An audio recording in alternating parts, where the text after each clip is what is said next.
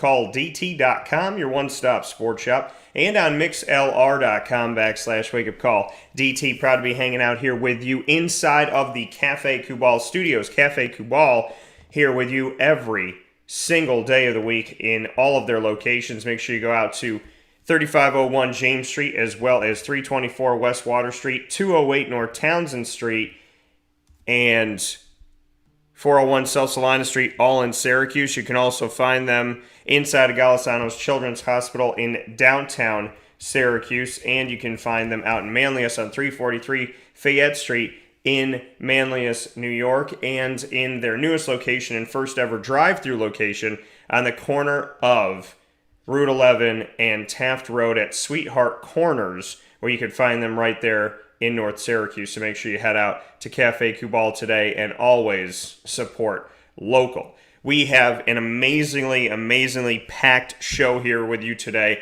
filled with coaches. We're going to start off in just a couple minutes at 9:15 a.m. Eastern Time with Tee Murabito. Tee Murabito is the head coach of the Mexico Tigers high school football team here in Central and Upstate New York. They just won the 2021 Section 3 Independent League Championship by defeating Pulaski. You'll hear from T at 9:15 a.m. Eastern Time on a championship year where the team went 7-1, lost their first game of the season to Windsor, and then never lost a game after that. Finished the season 7-0 in their last 7 games. So we'll hear from T in just a little bit. It'll be great to have him back. Then we're going to be doing our broadcast that we do, our special segment that we do every other Tuesday at 9:30 a.m. Eastern Time, and that's with Miss Gina Castelli, and that is Sports Ends in A Vowel. Gina's going to be joining us in just a little bit here at 9:30 a.m. Eastern Time in our bi-monthly segment every other Tuesday,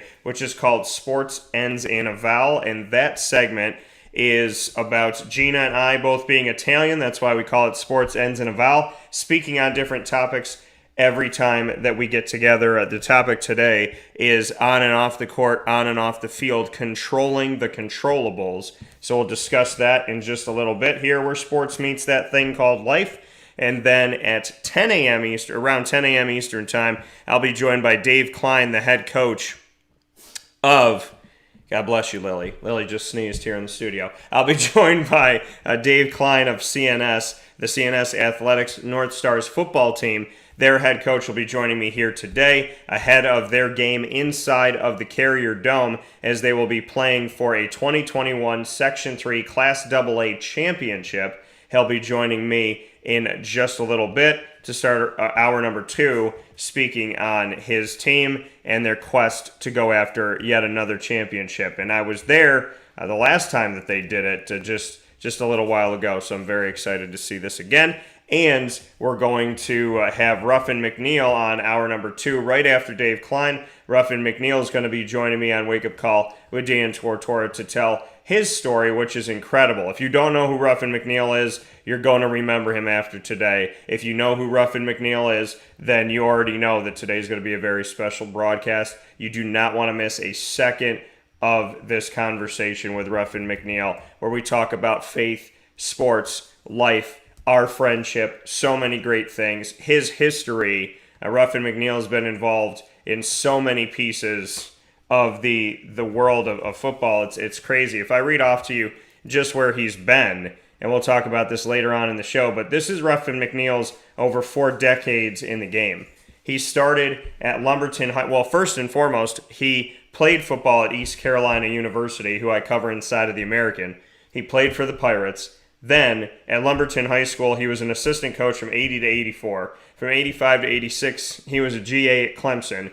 Then he was at Austin Peay as a linebackers coach.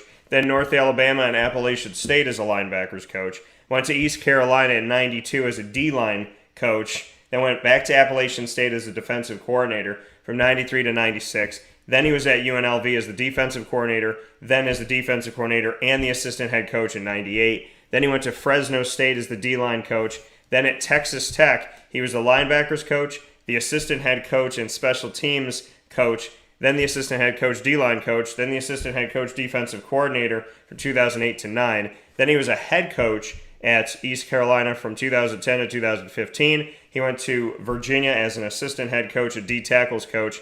after that. Then he was at Oklahoma for 3 trips to the college football playoff. He was there for under Lincoln Riley. 2017, he was the assistant head coach, D-tackle coach. Then he was the assistant head coach, D-tackle, interim defensive coordinator. Then the assistant head coach, outside linebackers coach in 2019. And now he's been serving as the special assistant to the head coach, Dave Doran, at NC State inside of the ACC from 2020 until now. So his incredible story gets told on today's broadcast, and I can't wait to share that with you. And then we'll finish off, as we always do, with the ingredients to success, which will be a little bit later than 10:50 a.m. Eastern Time, because I know that our conversations with these coaches are going to go a little bit farther. So all coaches here today on the broadcast: Tee Murabito in 5 minutes joining the show, then Gina Castelli, then Dave Kline, then Ruffin McNeill, and I cannot wait to speak with all of these wonderful guests that we're going to have on the broadcast here today. So thank you for being here. I do want to let you know we did our exclusive special with Taj Harris yesterday. That exclusive first conversation with Taj breaking his silence on leaving Syracuse and moving on to play somewhere else after joining the transfer portal and committing to Kentucky. That conversation, that exclusive conversation that nobody else has in the entire world, that is available to you right now by going to youtube.com/wakeupcalldt and hitting subscribe. That's youtube.com/wakeupcalldt and hitting subscribe. And I want to thank everybody that's gone and listened to the show already. I appreciate you so very much, and it means a lot to me that you did that. So thank you from the bottom of my heart for watching it live, listening to it live, and then, of course, watching and listening to it on playback as well. So much appreciation and many thanks for you doing that. So make sure you go check that out today, and make sure you subscribe to us on YouTube all the time. Make sure you're there with us on youtube.com/wakeupcalldt, on facebook.com/wakeupcalldt, and on facebook.com/live-now-dt, as well as on mixlr.com/wakeupcalldt, and on wakeupcalldt.com, where you can find a Wake Up Call with Dan Tortora live every Monday through Friday from 9 a.m. to 11 a.m. Eastern Time. So make sure you're with us here on the live feed, and that you subscribe to our YouTube channel. That's youtube.com/wakeupcalldt. You can subscribe to Wake Up Call with Dan Tortora in any one of these awesome places where you'll have the archive of shows as they continue to move forward. We have over 1,500 broadcasts just on Podbean alone. Search Wake Up Call with Dan Tortora on Stitcher, TuneIn, Podbean, iHeartRadio, iTunes and Apple Podcasts, YouTube, Spotify, MixLR. Any one of these, search Wake Up Call with Dan Tortora, or one word, Wake Up Call DT, and click subscribe, click follow, whatever you got to click on any one of these avenues to get Wake Up Call with Dan Tortora on your phone, on your laptop, your desktop, your iPad, your tablet, whatever you use. You'll have Wake Up Call with Dan Tortora there with you 24/7. Heck, you'll have us 25/7. So make sure that you get on to Wake Up Call with Dan Tortora from all of our awesome avenues, and do that today. And we appreciate you doing that. We appreciate you being connected with the show and all the support over the years that I've had. So here in the month of November, I'm now officially, I got something really special to say. And you know what? I'm not going to say it. I'm going to celebrate it at some point this week. So we'll find a way to celebrate it and share that with you. But something really big has happened with my career this November here, November of 2021, which is so fitting because 21 is my favorite number. So why not make history when I'm in the year of 21? So I'm very excited about that. Very excited to have all of our guests here on the show. Very excited to have you. Very excited to start off this week with an exclusive with Taj Harris. And so there's so much to be proud of, so much to be excited about this week. There's so many other specials coming up to you folks. I mean, I'm trying to pack it all into this week. I really am. I'm trying to get everything into this week that I possibly can, because we have a bunch of specials that we need to air. And so, it's a great problem to have, and I feel very blessed and very honored to have that problem. So with that being said, we're going to take a step aside for a fast break. When we come back, Tee Murabito is going to be joining us here on Wake Up Call with Dan Tortora, where sports meets life. The Mexico Tigers head football coach speaking with us on being a champion this year in the Independent League for Section 3. Can't wait to have him on the broadcast. He'll be with us right after this on Wake Up Call with Dan Tortora inside of the Cafe Cubal studios. Thanks so much for hanging out with us here every Monday through Friday from 9 a.m. to 11 a.m. Eastern Time. Can't thank you enough.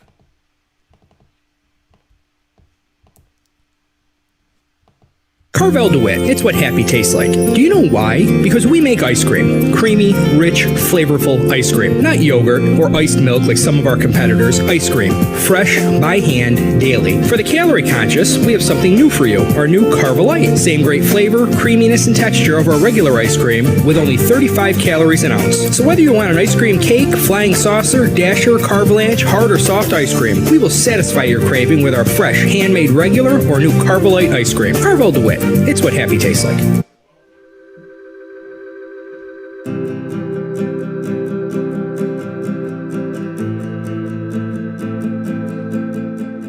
Cafe Cubal offers same-day local delivery of our products, offering no delivery charge for Onondaga County.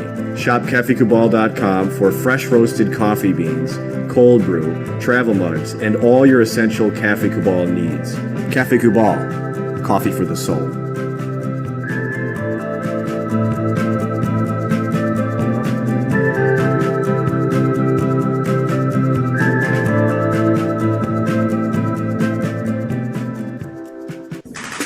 The Wildcat Sports Pub in Camillus, New York is located on 3680 Milton Avenue in the Home Depot Plaza. It is your family-friendly sports bar and restaurant. Folks, some sports bars aren't family-friendly. Some family-friendly restaurants are not sports bars. The Wildcat Sports Pub in Camillus, New York is proud to be both. It is that marriage that you've been looking for years. The Wildcat Sports Pub is your home base for your sports bar and restaurant needs, games for the kids, indoor and outdoor activities, and enough things on the menu to come back every single week and get to try something new. They're open Sundays from noon to 8 p.m., Monday through Wednesday, 11 a.m. to 11 p.m., and Thursday through Saturday from 11 a.m. to midnight. For reservations and party information, call 315-487-2222 for the Wildcat family-friendly sports pub and restaurant.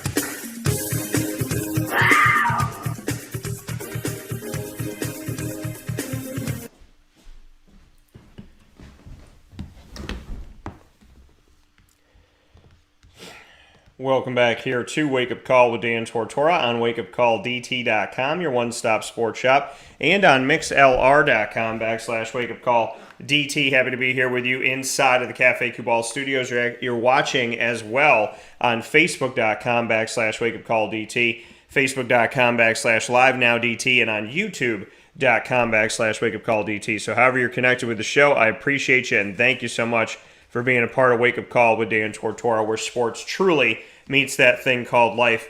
I am so happy to have my first guest here on the broadcast today. Like I said, this is a jam-packed show filled with coaches, and I'm so much looking forward to everything that we have coming up here today. Tee Murabito is here with me first, and he is the Mexico Tigers head football coach. They're coming off of their 2021 Section 3 Independent League Championship victory over Pulaski. They lost their first game of the season to Windsor and then went 7-0 through the rest of the season, riding a high, and I'm so very, very proud. I met T a bunch of years back here and have never lost sight of him being here in our community, and so I am so thrilled to welcome him today as a champion, as I know that coaches like him deserve to be able to hoist those trophies and have those moments. So let's bring him in. T, how are we doing today? I'm doing great. And T, I mean, we were talking about it a little bit off the air, but just what you can say about, what the Independent League is, what it allows you to do at Mexico, and just what it means. Well, the Independent League is a great opportunity for our area football programs that might be having a turnout or a low turnout with players, a low turnout in senior players specifically. Like this year we had low to mid-20s turnout in August we were expecting it, in the 30s. Last year we went 5-0 in the COVID spring league. Sometimes you think that will, have more kids come out because of that success, but it really doesn't always translate to that. So we were hoping to get back to Section 3 football in our regular Class B. But when the turnout came in August with low 20s, we were very fortunate that we had the opportunity to jump in the independent league to play teams that are really a lot like us, school size, player size. It gave us an opportunity to keep our program going. And just what you could say about that the independent league, like you said, you're used to being in Section 3 Class B, but the fact that you could jump into the independent league, just, what that means for not only your team but other teams is maybe a safety net to continue to play the sport. Well, the league consists of some Class A, Class B, Class C schools. So there's some really good programs that are in that league and really good coaches. So it still is a very competitive situation for the teams that are involved. And you're right. If you're a coach and your programs, for whatever reason, having a low dip in numbers, this is a great opportunity to keep your program going, keep your kids excited, keep your community excited, and be able to compete each week and not worry about losing more numbers, than your low to mid 20s that you start out. And how when you look at the situation of having lower numbers and whatnot, how long have you been dealing with this problem? I know you talked about the COVID year and whatnot, but is this something that you think Mexico high school bounce back from quickly here and be able to go back to Class B? I mean, where are things at as far as the school as you head forward? Well, our modified numbers have improved. They've increased. Our goal is always to go back to Class B when the numbers dictate us to do that. So we're very fortunate. We're very optimistic that in the following years we should be able to rejoin the Class B ranks as we've had in the past. But like I said, the independent league is an opportunity while you're rebuilding the numbers, while you're getting your program back in order. There's an opportunity there to keep your program going, and I think it's great that our area has constructed such a league. It's great for any team or any program that's feeling these effects that I've been feeling or our program has been feeling the last few years. With our obviously in our school enrollment here in Mexico, our numbers have gone down. That affects all sports across the board, but mostly affects football because you need about 30 plus players to be competitive in a football program, in a football league. So, our modified numbers have improved. In the past, not so long ago, we had a varsity JV and modified team. So with the lower numbers, we've had to skip out on the JV, do a 10 to 12 grade varsity and keep our modified at 7-9. So our long range goals are to return to a modified program, a JV program, and a varsity program.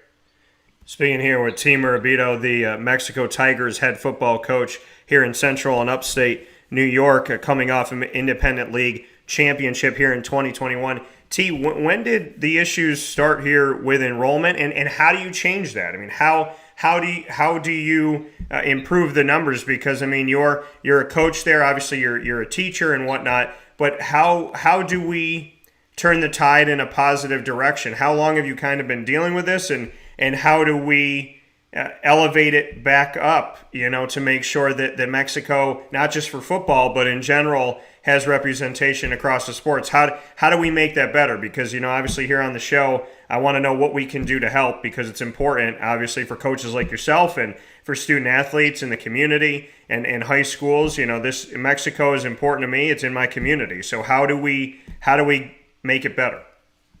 Well, I personally am on our Mexico Pop Warner board. I attend meetings. I offer suggestions. I offer opinions. I'm a resource for our youth program. And I think it's important that you build a nice relationship with your youth program as the varsity head coach. And I've done that over the last probably over 10, 12, 15 years. Been on the board at the Mexico the Mexico Pop Warner.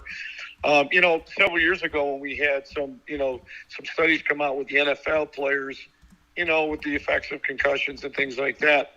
That really trickled down to some of our lower or our younger age kids with some concerns with families and things like that. The one thing I'd like to see, and I don't know if this has been done or not, those studies were done on NFL players who played NFL for years, played college ball at the high level, played high school, probably played Pop Warner. They probably played football for 30 years plus at a very high level. I'd like to see a study if it hasn't been done yet. I haven't seen it, but a study done on those effects of kids who just played high school football. I think that's really, more of a concern for our families is that most of our kids stop playing football after high school. We do have a few that go on to college, but I'd like to see a study done that would be more accurate on the effects that these concussions have on kids in general, just to be more accurate with our demographic of players, not NFL players that most of these studies have targeted. But to get numbers back up, I'm a middle school teacher, so I'm very fortunate that I get to meet most of the kids that come into the modified level. And we try to promote the program. We try to promote after-school activities to get kids involved. We try to promote our PE programs, in schools to have some kind of football units, just to get kids turned on to the game of football if they haven't played it yet, and to give them an opportunity just to learn more about it. That coming from Tee Murabito here, doing what you can on the board, as well as, like you said, wanting to look into those studies and to meet the kids when they're younger and to have that connection and whatnot. Do you still feel in Mexico, obviously, you had a team come together and win a championship this year. Do you feel a love for the sport, from what you do have? Do you feel that that's growing? Do you feel that your success in the COVID year, playing in the spring, do you feel like that success and then winning a championship here in the Independent League, are you seeing that success on the field maybe is breeding some of the guys on your team to have friends to say, you know what, I want to be a part of this, I want to play next year? Like, is winning starting to maybe elevate the program once again, numbers-wise? Do you feel like that can have a ripple effect, the fact that you've had success in your last two seasons and won a championship here in 2021 recently? Is that starting to maybe create some buzz around the program? Well, that's the hope. And, we get Friday night lights back again. It was a little different in the spring, but now that we're back in fall, we were having Friday night football games. The crowds were back. The crowds were filled. In Mexico, we have a great support from our community. We have a full house every week we play at home. So, you get the student section in there as well. It also has improved. So you hope and you hear that kids are looking at how successful we are and what kind of program we're preparing our kids for, not only for football, but for life after football. So we're hoping these messages are sent to our community, to our families, to our parents that would want to have their kid join our football program. That it's not just about football. It's about way more than that. It's about building life skills, connections with their family, with their peers, with their community. When we win a championship and the house is full and you got a huge student section up there, players that have opted out the last few years for whatever reason, you hope that they see the good things we're doing, the excitement we're creating, and the family bonds that we're providing for our players, that they would want to jump back on. So, we've heard some things already that some of our kids that opted not to play this year are suggesting that they're going to come back next year.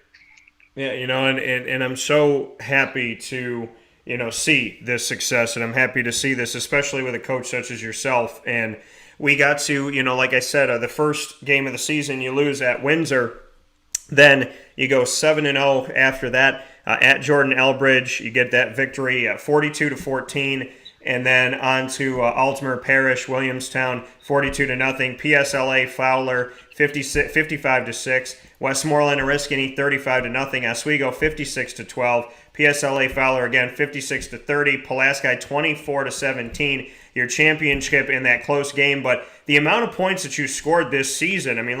Can we give some respect and speak on your very prolific offense that has put themselves in a situation where, you were handling teams very easily as far as being able to score the ball? Can we give some credit to your offense and why you think you had so much success on that side of the ball? Well, one of the key issues of having that kind of success is having kids show up in the offseason. We did have a number of kids come to our offseason now that it was opened back up. I had a senior quarterback, Ethan West, who was just phenomenal at running our program and running our offense. He had over 1,000 yards passing. He unbelievably had a 75% completion rate in high school football. That's incredible. He threw for over 10 touchdowns. He threw for over 4 or 5 two-point conversions, did not have one interception, and he ran the ball for almost 500 yards. So when you got a quarterback that's a throwing and running threat, and we had a couple of running backs beside him average almost 10 yards a carry, we had a receiver that had about 8 to 10 touchdowns, had about 400 yards receiving. Our skilled positions were very, very experienced. We had a really young line up front, though. At one point, from tight end to tackle, 6 offensive linemen, I guess you want to put it. We had a 9th grader, 3 10th graders, and 2 11th graders. So we were really young up front, and I'm very proud of the progression they made and allowed us to coach them to be to execute on that high level. But when you get a line that can be coachable and understand your vision of what they're supposed to do as a job up front, and you've got some experienced and very fast and very educated, skilled players, you can score 50 points, against some teams. So all the credit goes to the kids for absorbing what we were teaching, knowing what we were trying to do against each team each week, watching huddle films each week to see the kinds of teams we were going up against. I mean, there's a lot of work to it behind the scenes. My assistant coach is putting in the time. John Hanson, my defensive coordinator, Andy Chamberlain, my special teams coordinator, and Randy West with our additional assistant. These guys put in an incredible amount of hours alongside myself to put our kids in those positions to be successful. That coming from Tee Murabito here on Wake Up Call with Dan Tortora, where sports meets life. Mexico Tigers head football coach. T, there's so much more to talk about. We've opened the door to a lot of things, so I would love the opportunity, if you'll have me, to continue the conversation with you and to have you back on the show and to really, speak more on who Mexico is, what you've done this season in winning a championship, getting back to Class B and what you work toward. I would love to take what we've had here today and expand it if you'll allow me to do that. Absolutely. This stuff is great. It's great to get our message out, not just for Mexico program, but for all programs in the vicinity that, are just trying to keep their programs alive and exciting.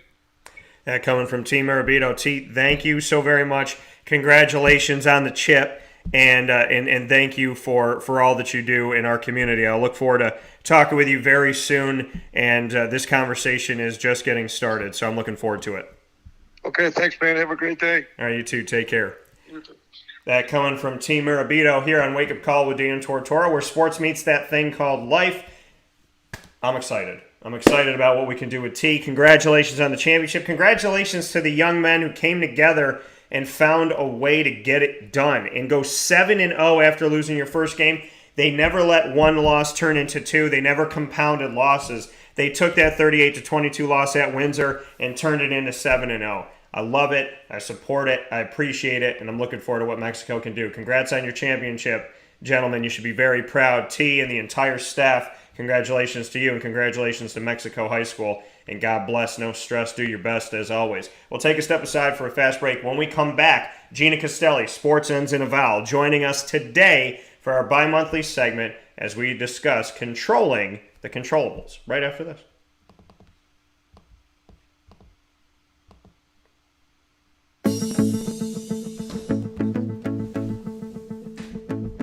Avicolli's, located on the corner of Route 57 and Wetzel Road in Liverpool, New York, has been your trusted neighbor for decades. Located just steps from Liverpool High School, we're happy to have the Liverpool Warriors on-site, on-location broadcast at Avicolli's through Wake Up Call with Dan Tortora every single month, featuring student athletes, coaches, and administration throughout the year from Liverpool High School. Head out to Avicolli's today on the corner of Route 57 and Wetzel Road in Liverpool, New York, open Tuesday through Sunday for lunch, dinner, and drinks. We'd love to see you out there. And of course, you can call them at 315-622-5100 for takeout, delivery, and catering. That's 315-622-5100. And also find them on myavicollis.com. That's myavicollis.com.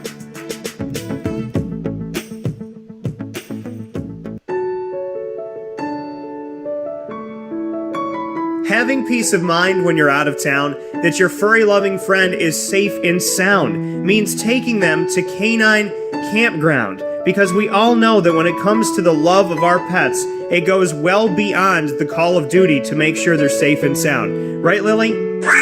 So take a ride to 242 Johnson Street in East Syracuse, New York, and see Canine Campground and where your dog will be staying in the classic cabin, the executive cabin, the grand cabin, or of course the luxury cabin, because if you know Lily, you know she loves luxury. Now you don't have to wait to the last minute to find a family member or a friend that'll take your dog for a few days. Call Canine Campground at 315-299-4013. That's 315-299-4013. Their drop-off and pickup times are Monday through Sunday. Check K9campground.com for more information. That's the letter K, the number 9, and campground spelled with a K.com. K9campground.com. When you're going out of town, bring your dog to Canine Campground.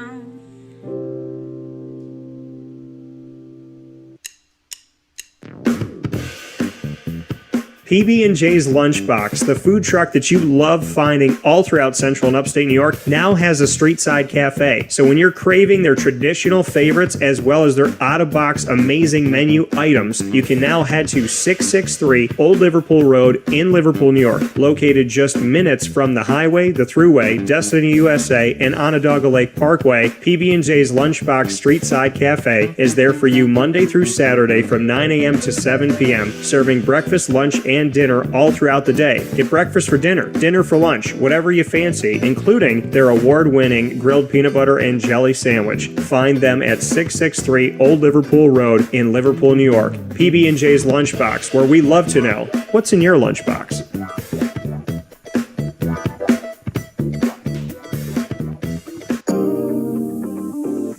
As a patient, what do we want? To be cared for, to be listened to, and to have someone walk us through the process on our path to victory. Victory Sports Medicine and Orthopedics does all of those things beautifully, with Dr. Mark Petropoli leading the team on 791 West Genesee Street in Skaneateles, New York, located minutes from beautiful Skaneateles Lake. Whatever your injury may be from head to toe, preventative care, rehab, physical therapy, laser therapy, and surgery are all available at Victory Sports Medicine and Orthopedics, where they care about us, they listen to us, and they understand that everyone's path to victory is a little bit different. Let them help you on yours by calling 315-685-7544 to make your appointment today. That's 315-685-7544. And find out more information at victorysportsmedicine.com.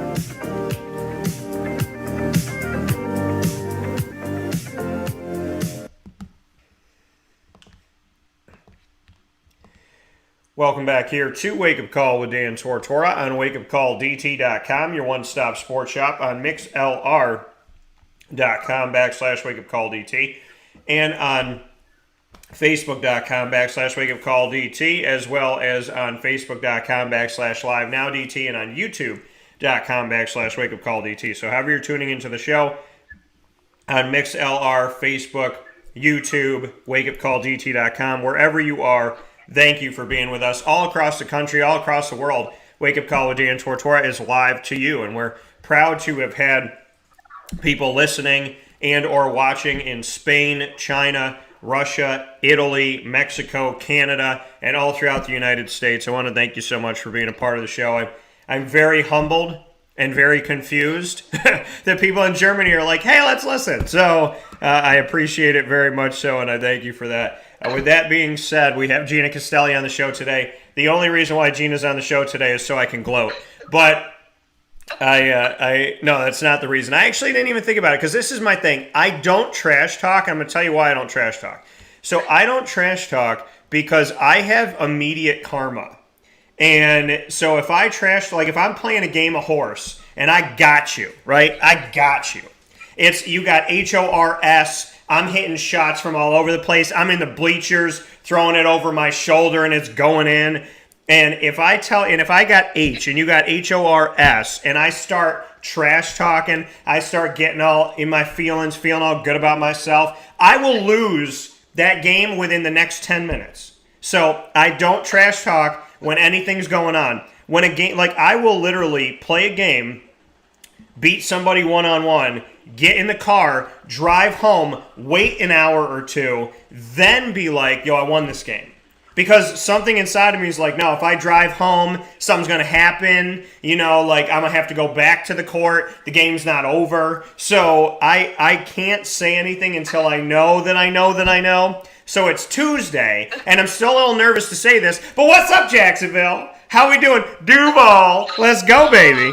So proud. First time that they've won in America in 420 days. Are you kidding me? And people are like, oh, Dan, because of COVID, they didn't play? No, they played.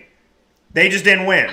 So they play in Jacksonville. They get that dub. They get it over Buffalo. I thought they were going to lose 44-7. They end up winning this game 9-6. And the last time they played each other, they won 10-9. And I was at that game in the playoffs in the wild card. They had a different quarterback. They had a different situation. And now here we are where we are. So we're in Sports Ends in A Vowel. We have Gina Castelli here. And Gina, I guess I can say it now because it's been 2 days, but what's up, Jacksonville? How we doing? So, Jacksonville over the Bills? What? Jacksonville over a team I think can make the Super Bowl? This is insane. So, you know what? I don't know how we did it. I don't know what the heck happened, but I can promise you I only make deals with God. And I can promise you that I didn't do nothing. I just, my girlfriend wore my Jags jersey. I wore my Jags jersey. And all I can say, and I told you off the air, she wore Syracuse-centric stuff, and they won. She wore Jacksonville-centric stuff, and they won. So basically, my girlfriend has to keep wearing my wardrobe, and I think we'll be okay. That's awesome. Oh, boy. Oh, boy. I'm not feeling so good this week. Yeah, that was and I thought of you, Dan.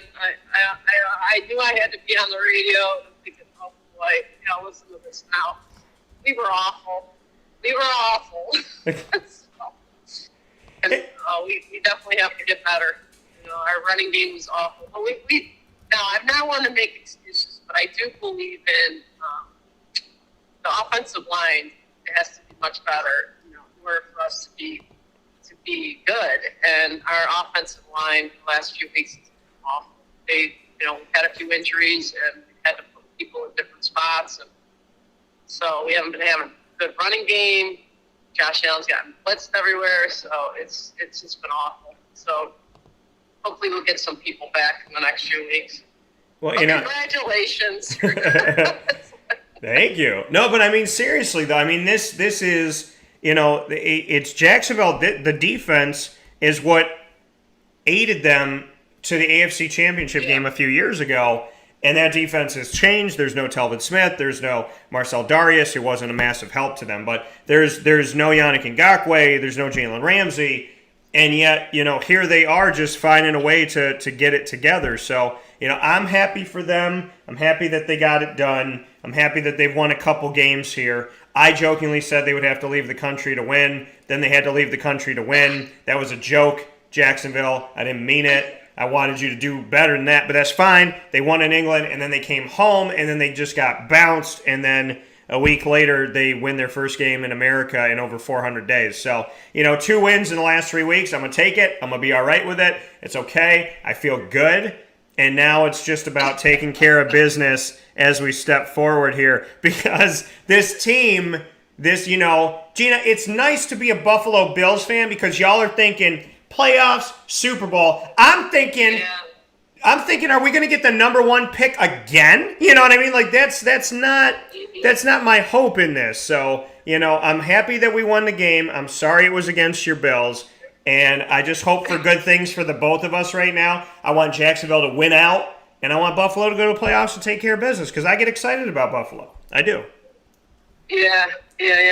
Well, we have to fix a lot of holes right now. So, that wasn't good. And you know what? I know our topic is controlling the controllables, and I think the one thing that really bothered me more than anything else was the number of penalties we had for taunting and, just getting caught up in the wrong stuff that led to, more yardage for Jacksonville.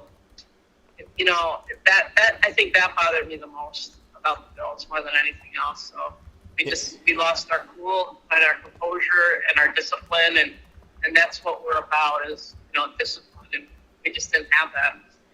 No, and that's something, I was watching Monday Night Football. I mean, Chicago had about 172 penalties in the last, 2 minutes of the game against Pittsburgh, and it was the same guy. The official, it was literally number 94 repeatedly, neutral zone infractions and whatnot. And at one point, the official goes up, and the commentator goes, it's number 94 again. The official, before he even set his feet, he goes, number 94 on the. It's almost like he was going, oh, here we go again, number 94. Hello, you know what I mean? Like it almost looked like he was. It almost looked like number 94 was like his ex-girlfriend. He's like, there's Sheila again doing her thing. I mean, it's just.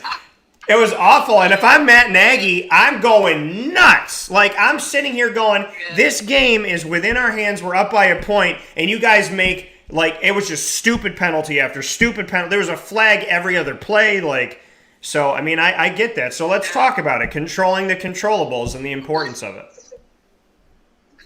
Yeah, it's so important, especially in games like that, when there's, pressure. And I also think that happens a lot when you go into a game that you are supposed to win easily, in a sense, and then all of a sudden you're not ready to play a team that's given it their all, and then you get frustrated, and frustration leads to just uncontrollable things, and that to me, is as a coach, that really bothers me, because you're supposed to be ready to play every team. And as we know, we're talking about the NFL, these are professional guys that get paid to do this for a living, to win games.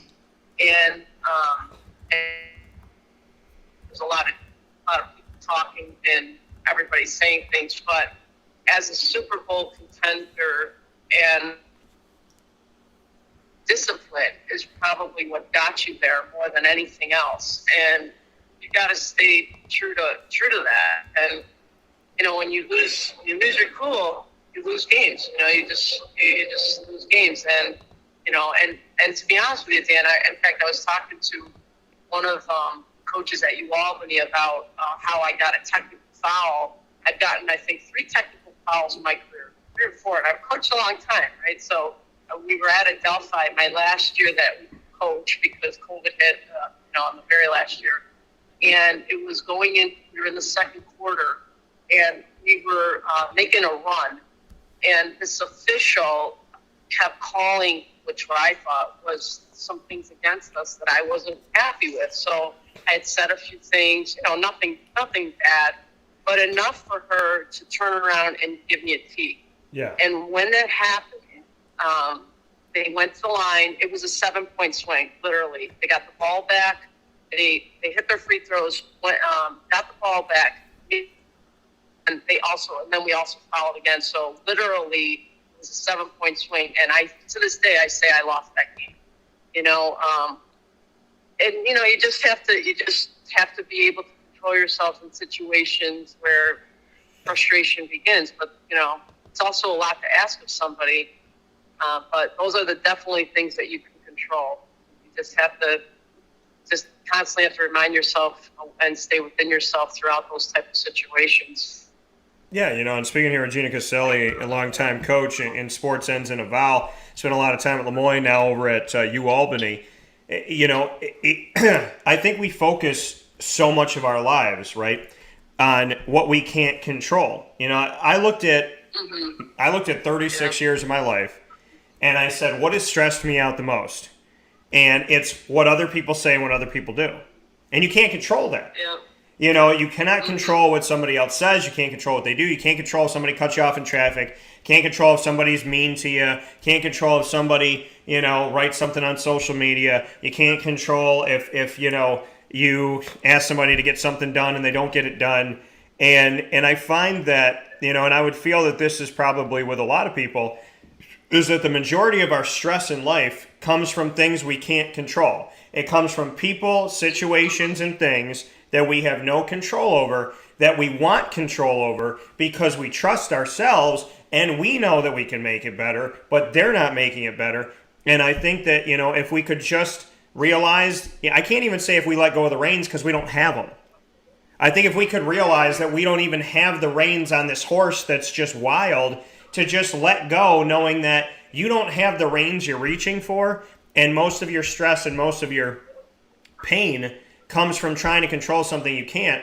So control yourself, focus on yourself, reel yourself in, and let go of the invisible reins that don't exist. Mm-hmm. Exactly. Yeah.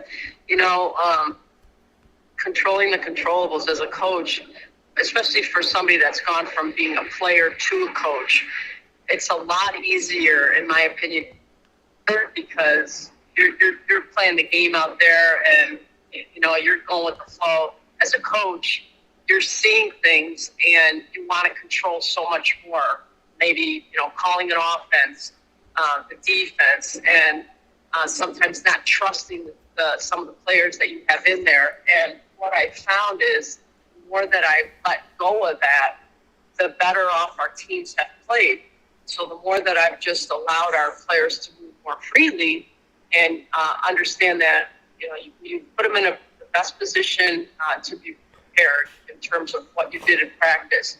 Now trust the fact that they're going to go out there and do those things, the better off we were, and you learn a lot that way. But it's, as a coach, it's very difficult to not control everything, whether it's even the food you're eating the day before a game, the day of a game, what we're eating after, where we're staying, what we're wearing, all these things that you try to control. And after a while, when you just start letting things go and loosen things up, just seems like things just move freely, much more, and better. And you win. So. Yeah, that coming from Gina Castelli. I mean, sports ends in a vowel. You find a way to be successful by just letting go of what you already. And I think that that's the thing that kind of hits me the most right now is that I've never really said these words to myself. Is Dan, let go of the reins of the things that you don't control. Like, you're holding on to these reins that don't exist. So not only can you not control it, but you're trying to hold on to something that you there's no reins for. You're making it up. So I'm telling people, let go of the invisible reins, and then people go, oh dang, that kind of lifts some weight off my chest, because you're not telling me to let go of the reins, you're telling me to let go of the reins that don't even exist. So me trying to hold on to them, it doesn't even make logical sense. I can't control a person. I can't control what anybody else does. As a coach, we can prepare for the other team. We can't control the other team. So, you can't control the waters when you're on a boat. You can't control the air when you're a pilot. All you can do is do the best that you can with what you have. And I don't know, I feel like I just kind of hit myself with some knowledge live here on Wake Up Call this morning inside the Cafe Kubal studios by going, Dan, you don't even have the reins because they don't even exist. So, I don't know, that kind of humbles you. I don't know, I feel like, I got a sense of calm right now, the opposite of what you had this weekend when the Bills were playing. So.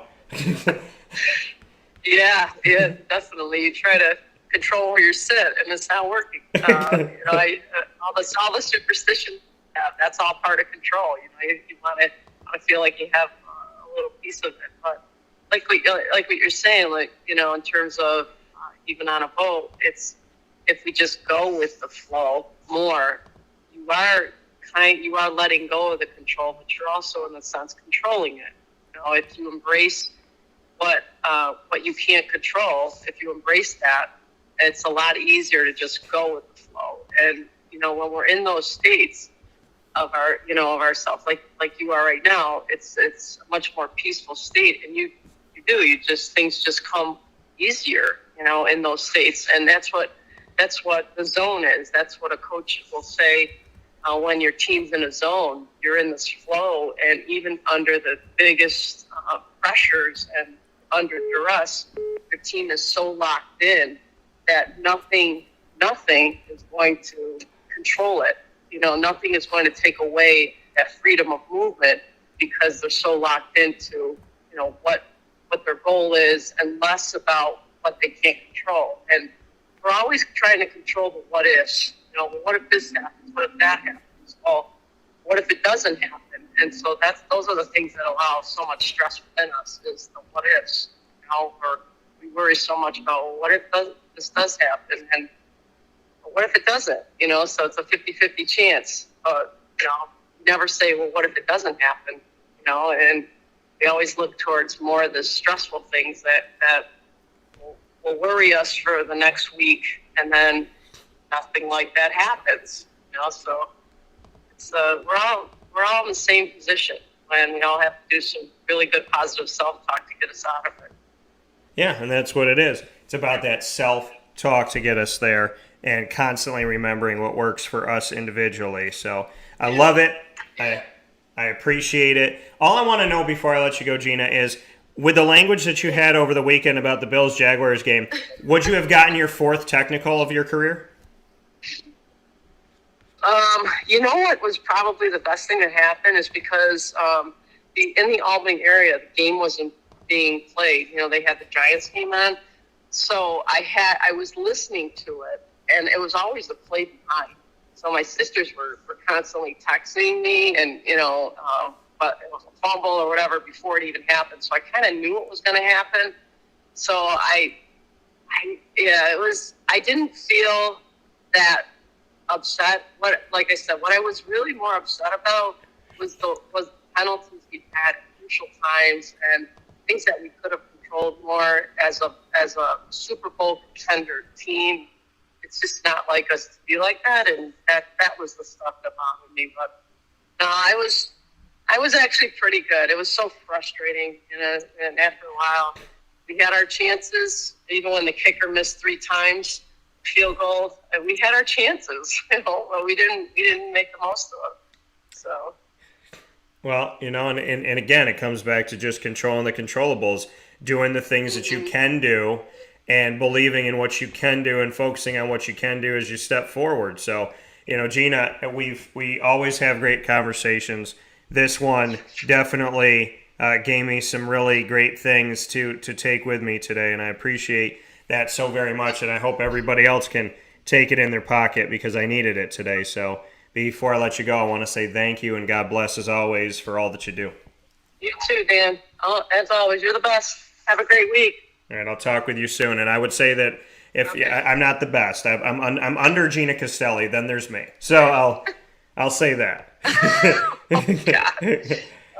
I'll say you're that litmus test, and I'm under that test. So I'm gonna defer to you. I appreciate that, but we're all in this together. So that's true. Have a great week. Thanks for having me on. I'll talk to you soon.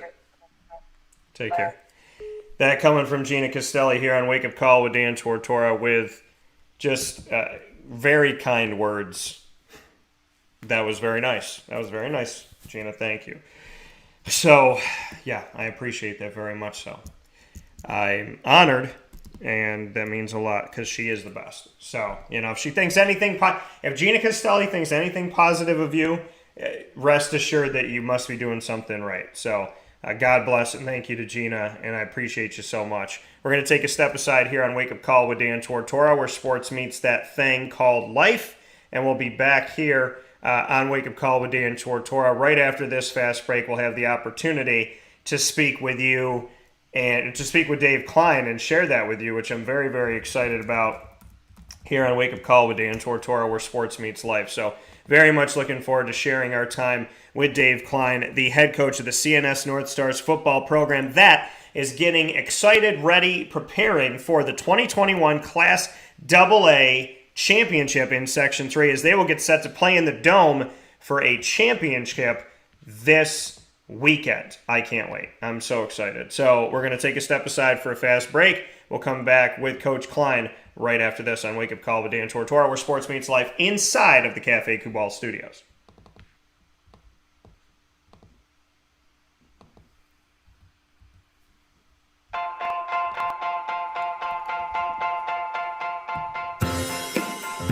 Cafe Kubal Mobile Cafe brings the cafe experience to you. We'll roll out to your neighborhood or office, ready to serve our locally crafted espresso bar to our loyal patrons. Inquire at cafekubal.com. Cafe Kubal, coffee for the soul.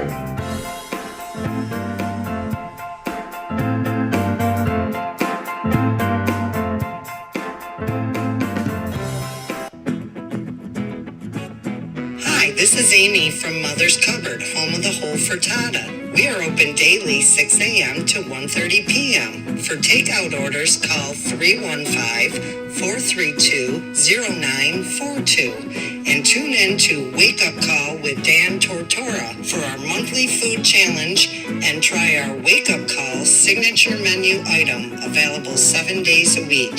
Here at Mother's Cupboard, we are Central New York, and it's our honor to serve you.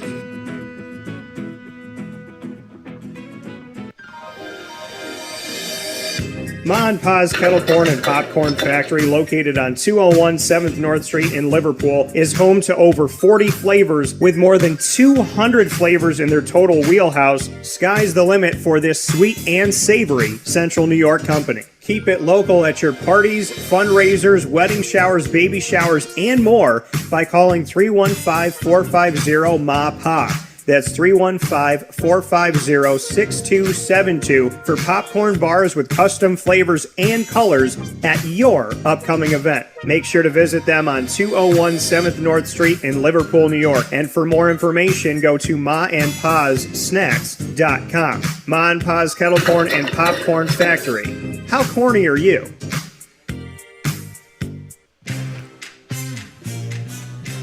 Here at Progressive Dental, we understand the importance of regular dental visits and preventive care. Cleanings and checkups are essential to good oral health. We have multiple locations in the Southern Tier, so come visit us in Binghamton, Enwell, Kirkwood, Montrose, and Norwich.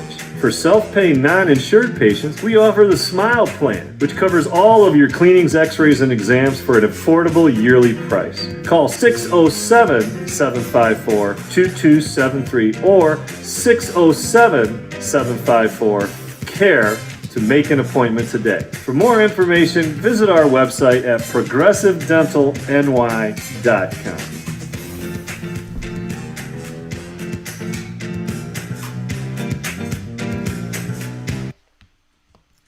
Welcome back here to Wake Up Call with Dan Tortora. The Millhouse Market, located on 3790 New York 13 in Pulaski, New York, is worth the drive every time. Make sure you make your way out to 3790 New York 13 in Pulaski, New York, every Tuesday through Saturday from 7 a.m. to 8 p.m. and on Sundays from 7 a.m. to 3 p.m. for their quinoa bowls, rice bowls, salads, brick oven pizzas, homemade breads, and desserts, and their sandwiches named after the families that helped to settle today's Pulaski. Ingrained in our community and ingrained in our taste buds, there is no place like the Millhouse Market. With their drive-through pickup window, grab your food and go. Their indoor dining and bistro restaurant that changes their menu every single weekend. So you can dine in Tuesday through Sunday, but on the weekends that menu changes and you can get something different every single week, which keeps you coming back to see what Rebecca Alford's got cooking up in the kitchen for that week. And of course, you can go to their general store with local products from local companies like soaps, syrups, honeys, and all of the awesome things. They're carrying jewelry in different pieces now, and I'm really excited about everything they have at the Millhouse Market. I love bringing my parents up there to 3790 New York 13 in Pulaski, New York. Worth the drive every time. With that being said, we're back here on Wake Up Call with Dan Tortora inside of the Cafe Kubal studios, and I'm hanging out with Coach Kline here with us of the CNS North Stars. They have the opportunity to play for yet another championship under Mr. Kline, and I'm very excited about this opportunity that they have coming up here, which will be going on this weekend inside of the Carrier Dome, as the CNS North Stars will be playing for the 2021 Section 3 Class AA Championship. And so with that being said, ahead of the game, I'm very, very fortunate and excited to have this gentleman here on the broadcast with me and back with us here for the third week in a row, and that is Mr. Dave Kline. Dave, how are we doing today? I'm doing well, Dan. Thank you for having me back in again. I appreciate it. Absolutely. So, championship week, bring me into it. How are the guys feeling? What's going on? I know you get excited and then you got to focus. So, what's the week been like coming off of that victory? So, obviously getting back in. I mean, it was that game was against Liverpool last weekend was a big emotional game. A lot of energy was spent, a lot of preparation. So now gave the kids kind of the weekend off and try to get them refocused again going in this week, which isn't hard because you get a chance to play for the sectional title. So they're back on, they're dialed in and ready to go. Do you ever, with this year's team, do you feel like there has been leadership and maturity? Did you have to grow it? Or do you feel like it's always been there? When you said, like, hey, the team's excited, it was emotional this past week, but now they're focused on the championship. Have you had to corral them and get them focused and help them to get more mature? Or is this something that this year's team already had? No, actually, this year's team was a little bit of a work in progress that way. The kids weren't, early on, the coaches actually had to be the leaders of this team and try to get them going. And then the last several weeks, we've had kids like Tavoris, Deuce Florinari, Gerard Hills, Enzo Latanzio, Anthony Testa, Mason Ellis. Those guys have all stepped up and become the leaders of this team. And, they're taking everything. They're taking complete control and leadership of these guys. And, and to give guys credit, they're following their lead. And to see where this team has gone, we've talked about it. You had 2 losses this season against Clifton and against Liverpool. To avenge that loss against Liverpool, the last time you played them on the road at Liverpool on October 8th, you had lost that game 21-14. What was different the second time around? What did you learn from the game that helped to get you to where you are to get that victory? I think it was just a mindset. We made a couple of adjustments defensively, and our kids understood how physical they had to play in that game. If that was a game that we had to go out there, we had to be a physical game. We had on both sides of the ball. We had to establish the run game. People don't want to run the ball. It's tough. Liverpool plays good defense, but we wanted to show that, we can match physicality with them. And then our defense, had to give up one 40-yard pass. Other than that, the defense was lights out the entire evening.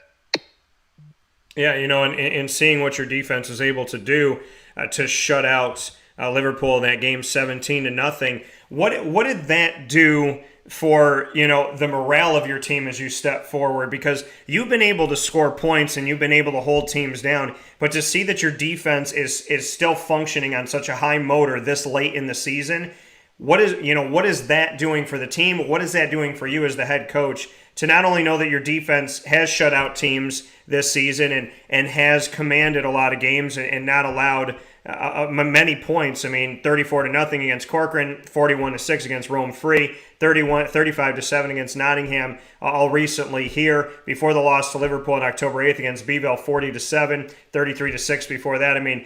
This defense is used to not allowing much, but knowing that they're still doing this and they're doing it consistently, just what that means.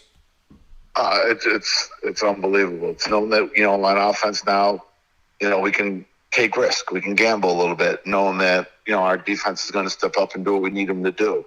If we decide, we get to the 50-yard line, 40, 50-yard line, we don't want to punt, we're going to gamble and say, no, we got 4 downs. Let the offensive people know. You guys got 4 downs. Do what you got to do. Because I know hopefully our defense is going to be like they've been doing all year, step up and make a stop if we don't make the first down. So it gives us a lot of flexibility.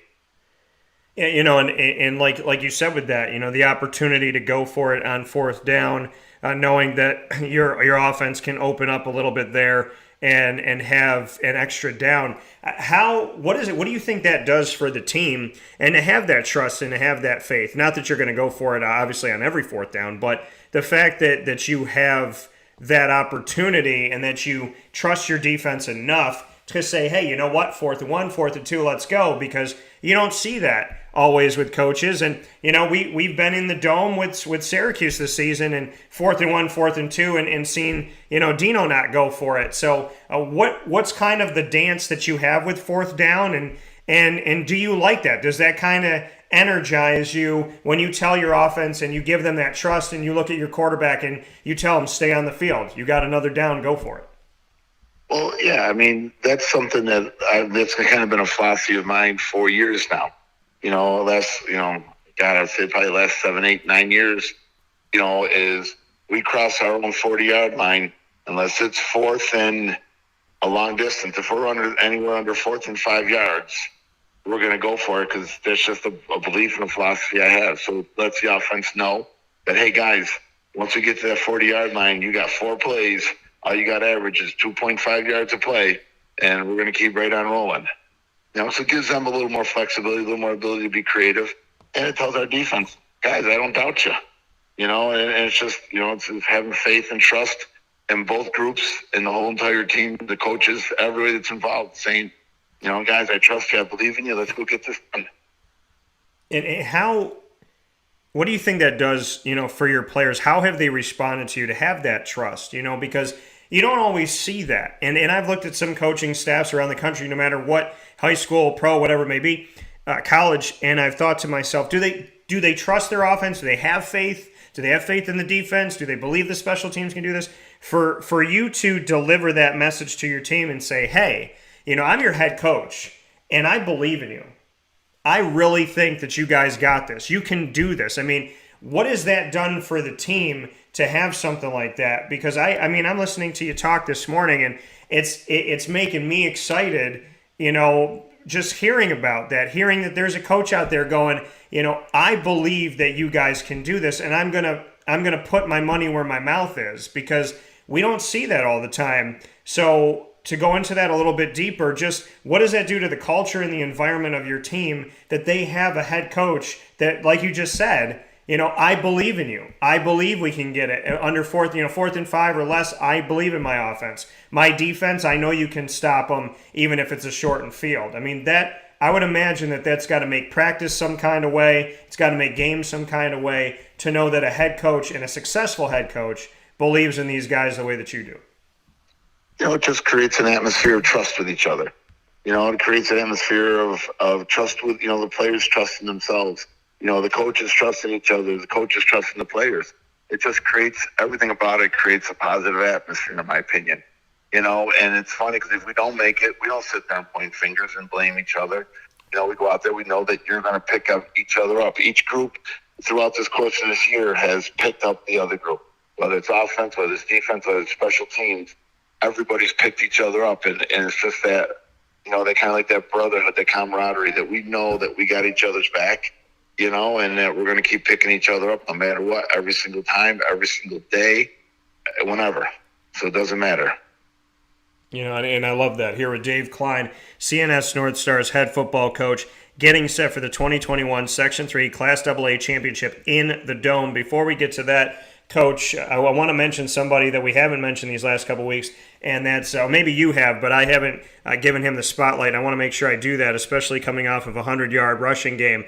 Jason Bartlett, just what you can say he's brought to the team. I know that Anthony Testa is multiple, and you got other guys that could do different things and whatnot, but just what Jason Bartlett has done for your team, and obviously gaining one of those touchdowns in the game against Liverpool that helped to separate the game. Jason's been unbelievable. Once we lost Jamar back in that first Liverpool game, and Jamar went down, Jason's a kid that's been in the program. He's been a program kid. He's just waited his time. He stayed focused. He knows every play. He knows what he needs to do. He knows his assignments, and he knew him cold. It wasn't like we had to spend time teaching Jason. He kept himself mentally involved every single day in practice, every single rep in the game, everything. He was always on, always mentally into the game. And so, when it became basically his team to become the running back, he was there, he was ready. It wasn't like a chore to get him there. He was ready to go physically, mentally, emotionally, every way there was with it. It's just such a blessing. It's a credit to him as a young man that he was able, stay focused. He didn't give up. He didn't get down. He just, he's a senior. He wasn't, getting a ton of reps, and all of a sudden, he becomes the guy. And again, to his credit, he stayed focused, never let down, and it's just been such a blessing. It's unbelievable.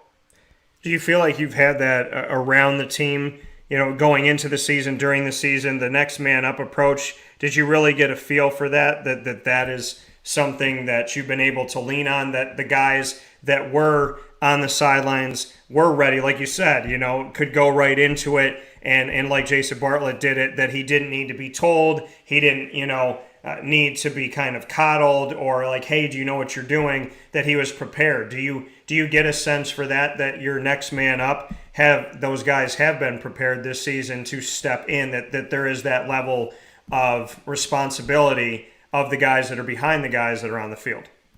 Yeah, that's the other big difference in the last few, I want to say the last probably 5, 6 weeks is those guys have all taken everything a lot more serious. They've taken all their roles a lot more serious.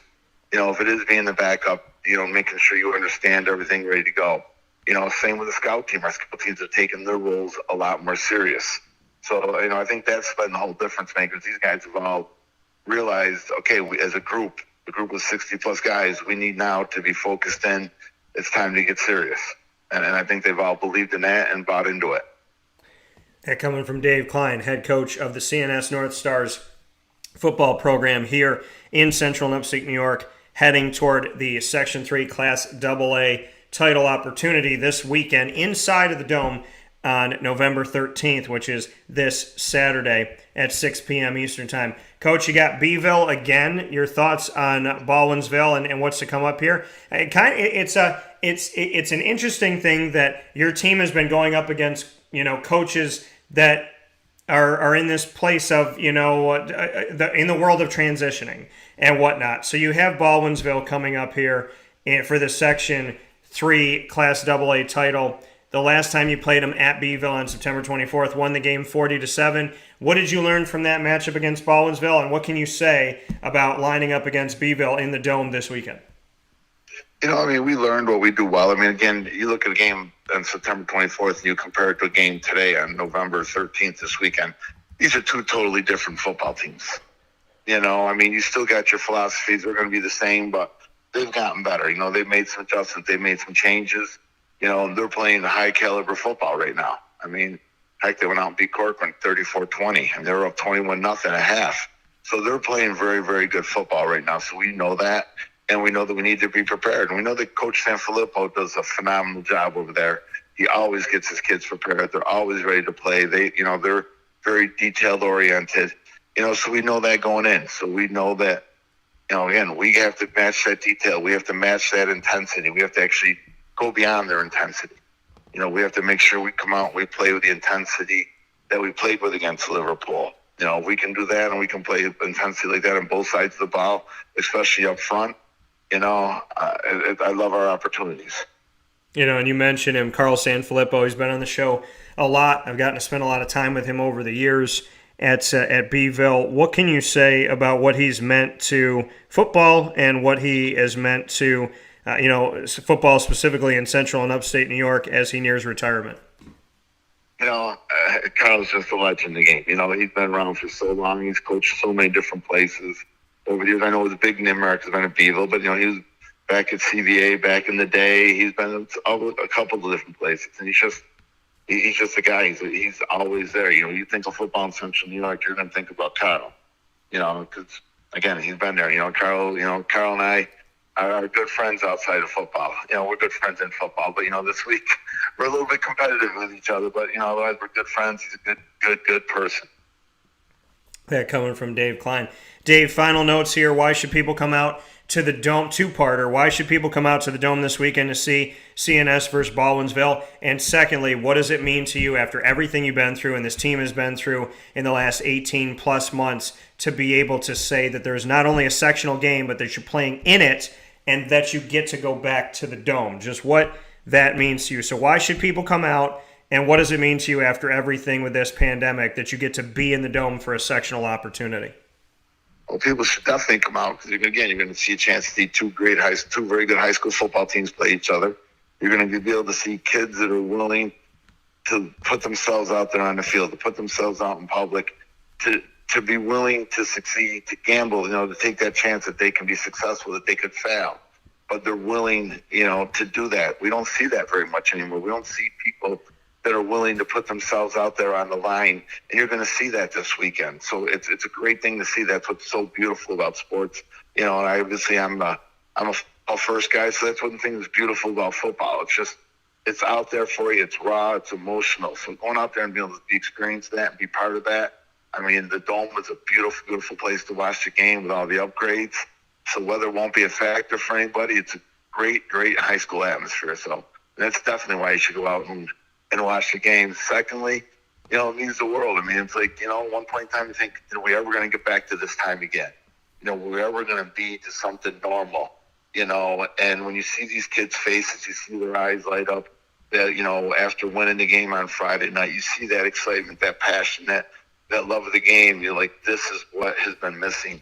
this is what we miss in general, right now is people doing things with passion, with love, and with all their hearts. And that's what we're starting to see out there again. So that's the big thing. These kids can be examples. That coming from Dave Kline here, CNS North Stars head football coach, as they get set for the 2021 Section 3 Class AA title game against Beeville this Saturday, November 13th at 6 p.m. inside of the Dome. Coach, as always, I appreciate it. God bless with everything this week. I look forward to talking with you soon, and thank you, as always, for giving me some time. All right, Dan, thank you. I look forward to seeing you too, buddy. Take it easy. Take care. Sounds good. All right, bye-bye. See ya. That coming from Coach Kline here on Wake Up Call with Dan Tortora, where sports meets that thing called life.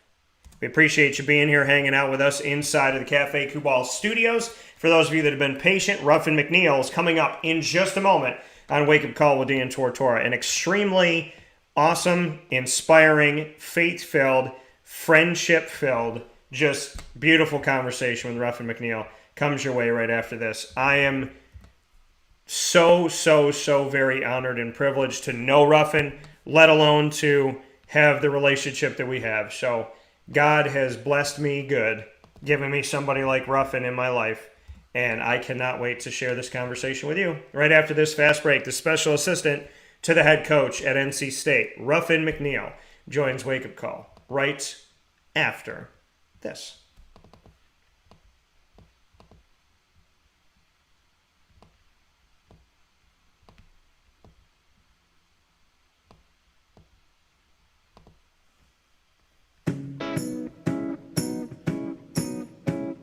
In these unique times, there are those in our community that give us a sense of normalcy and positivity. Pizza Man on 50 Oswego Street in Baldwinsville has been here for you for over 35 years and is here now. Call 315-638-1234 or order online at pizzamanbeeville.com to bring those familiar tastes into your home. And remember to come see our monthly on-site broadcasts centered around the community and our Baldwinsville beats. Pizza Man in Baldwinsville.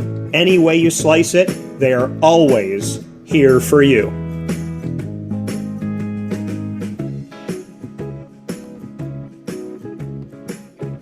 This is Jimmer Sikowski, owner-operator of Chick-fil-A Cicero, 7916 Brewerton Road in Cicero, right in front of the Home Depot. I had a deep feeling that God wanted me to do something bigger with my life and to help people, help others. I kept putting Chick-fil-A in my life, and I realized as I was going through the franchise selection process that positively impacting the lives of others was really core to what we do here at Chick-fil-A.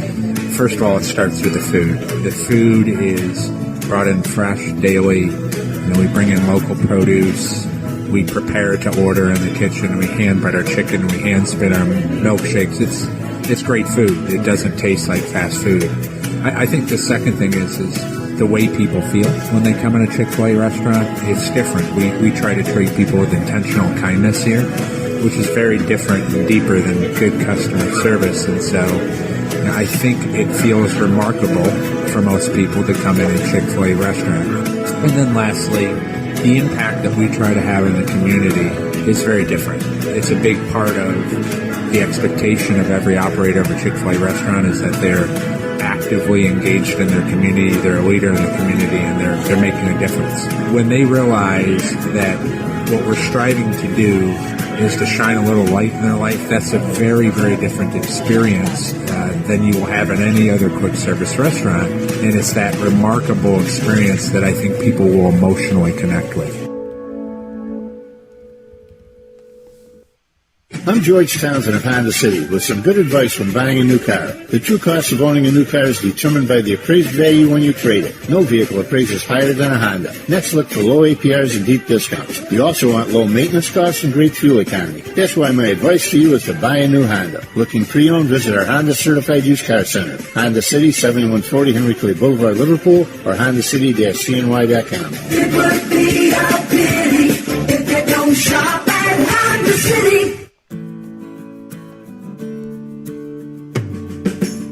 corporate purpose at Chick-fil-A is to glorify God by being faithful stewards of all that's entrusted to us and to positively influence all those who come in contact with Chick-fil-A. And what became increasingly clear from our success in Cicero is that people love Chick-fil-A. And also, I think we recognized that, we had a great opportunity to grow the brand and grow our platform. I felt incredibly grateful when I was, selected to be a Chick-fil-A operator.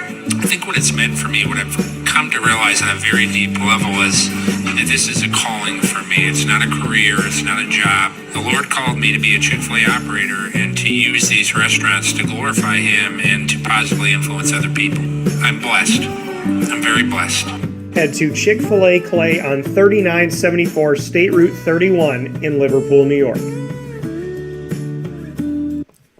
Welcome back here to Wake Up Call with Dan Tortora on wakeupcalldt.com, your one-stop sports shop, and on mixlr.com/wakeupcalldt with live internet streaming radio all throughout the world. And of course, coming to you on video and audio on facebook.com/wakeupcalldt and on youtube.com/wakeupcalldt. So however you're tuning in, thank you so much for being a part of the show. This gentleman is no stranger to the broadcast. We met a few years back here when he was at East Carolina University as their head football coach, and we had a lot of fireside chats. And I would tell you that all the stuff that maybe you enjoyed on the air on Wake Up Call with Dan Tortora, the conversations off the air were even better. I got to know somebody who is unapologetic and very strong in his faith in God, someone who genuinely cares about the student athletes caring about him back and seeing just that real, genuine love and appreciation. He's been a leader. He has been a faithful person, as I stated. He has been an honest person. He has been a true, valued person in our community. And that community could mean the people in his neighborhood. It could mean his team. It could mean when I had the opportunity to be around him at the American Athletic Kickoff. Ruffin McNeill has left his mark on so many lives, I'm sure of it, without even having to ask. And I could tell you personally that he has made an incredible effect on my life. That's why all these years later, I wanted to reach out to him and hope that that phone number still worked and that this conversation could still happen. Because Ruffin McNeill is one of those people you never want to lose touch with, can always uplift you. And even in his toughest moments, even when things weren't easy, even when adversity knocked on his door, he still navigated through it, rose above it, made it look easy, and found the time to ask you how you were doing. So it is my complete honor and privilege to welcome back to Wake Up Call with Dan Tortora from inside of the Cafe Cubal studios, someone who I am very, very thankful to God that I know, even for a second, and that is the infamous living legend in my book, Mr. Ruffin McNeill. Ruffin, how we doing? Dan, thank you, man. I will pay you, send a check to you for that great introduction, my friend. Man, it's awesome. It's great to hear your voice. Like you said, we kept in touch a little, over the years, and it was great to you were heading to a job and not a couple of days ago, and great to talk that short time we had, and it's great to be on here with you today, man. It's a blessing as always, and I appreciate you and how you always, a lot of people don't know how, in this business that we've been a part of for many years, to have a person on the other end asking questions when we were in the American Conference in that fold, to as a genuine person like yourself, who really asked a question that you cared about the answer. If our audience will understand that you cared about me and asking questions and about what I had to say back. And you talked to me, not at me. I thought we did that both ways. And it's a joy to be here with you today, and I'm looking forward to it. Yeah, and thank you. Thank you for that. Thank you for seeing that I care. Thank you for knowing that I do, that I listen, and that, it really does mean a lot to me. I always tell people I'm media by badge, but not by how I treat anyone. And, it's about the relationships. It's about the connections. And you always hope that somebody's picking up what you're putting down. So to hear you say that, I can honestly tell you that I feel like my grandparents would be smiling. I know my mom and dad, will be happy to hear that. And Ruffin, it's one of the nicest and greatest compliments I've ever received. So I want to say thank you for that before we get started today. Well, I mean it, and I really do. And you've done a lot of interviews, and so have I. And we connected from, I think, the second one when we met at the conference, and that just today is like it really. I mean this, and you've had it before. When we talked the other day, it was just like we had been talking every day. Yeah. It hadn't been months or years in between, and I really appreciate that. And I'm looking forward to being with you and the audience today. And I appreciate that too. I still remember I asked you because it was like everybody was wrapping up, and I said, hey, Ruff, do you have some time? And you said, yeah. You look around. You said, yeah, I could do it. And everybody's kind of leaving the room, and you sat next to me, just two chairs in the room, and you put your hand on my knee, and you said, I appreciate this. You said, I feel like God made us cross paths on purpose.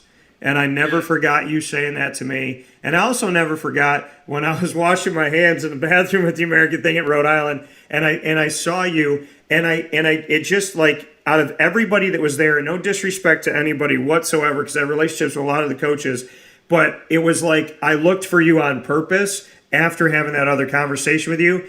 And when I saw you, it was just like, that hope, like, does he remember me? Like, because you were somebody that I have respect for and I really appreciate. So, just walking by you and like washing my hands and grabbing a towel, you're like, hey, I hope that Ruffin McNeill remembers who I am because he made an impact on my life. So. It goes both ways. I really do. I've learned, and I was very fortunate. You mentioned your parents and your grandparents. And for me, my mom and dad were educators and teachers, and they taught me service is the rent you pay for the privilege of an earth. So I really believe that. And then my mom would always say when she was here, she's still here right now, and I really do believe that. And she would say, God doesn't make mistakes. He doesn't go, oops, my bad, like a human does. So when we met that day, it wasn't by chance. It was by purpose, and I really appreciated it. And I think that the audience will tell how we jive right here. That our relationship is pure. Yeah, and it's a beautiful thing. Ruffin McNeill, God bless, is here with us today on Wake Up Call with Dan Tortora inside of the Cafe Kubal studios. Ruffin, I'm going to read. This may be the biggest. When they say like when you're applying for a new job, they're like, make sure your resume's on one sheet.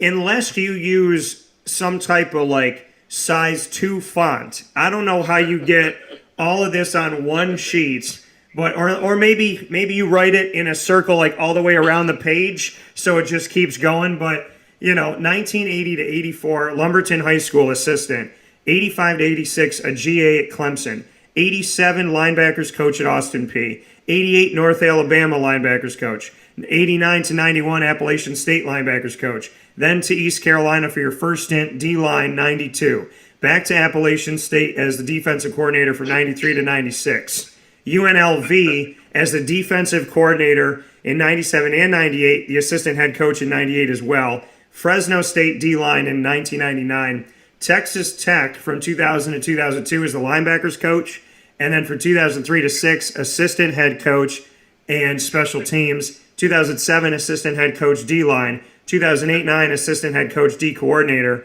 From 2010 to 2015, when we met a few years after you had started there, East Carolina head coach, then to Virginia as the assistant head coach and D tackles in 2016, then in Oklahoma for 2017, 18, 19 as an assistant head coach, working with the D tackles in 17 and 18, interim DC in 18, and outside linebackers coach in 19. And from 2020 on to this point, NC State special assistant to the head coach.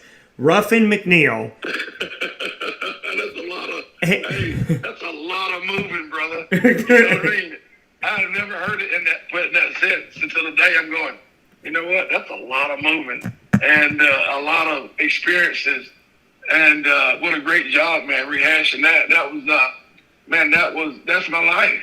And the experiences. And I look at all the experiences as great experiences. And when you were naming them, my mind kept flashing back to that particular school, particular city or town that I lived in, and the players that were there. And that was amazing. Wow, thank you for that, Dan. I appreciate it. Yeah, and of all those opportunities, you had one as a head coach.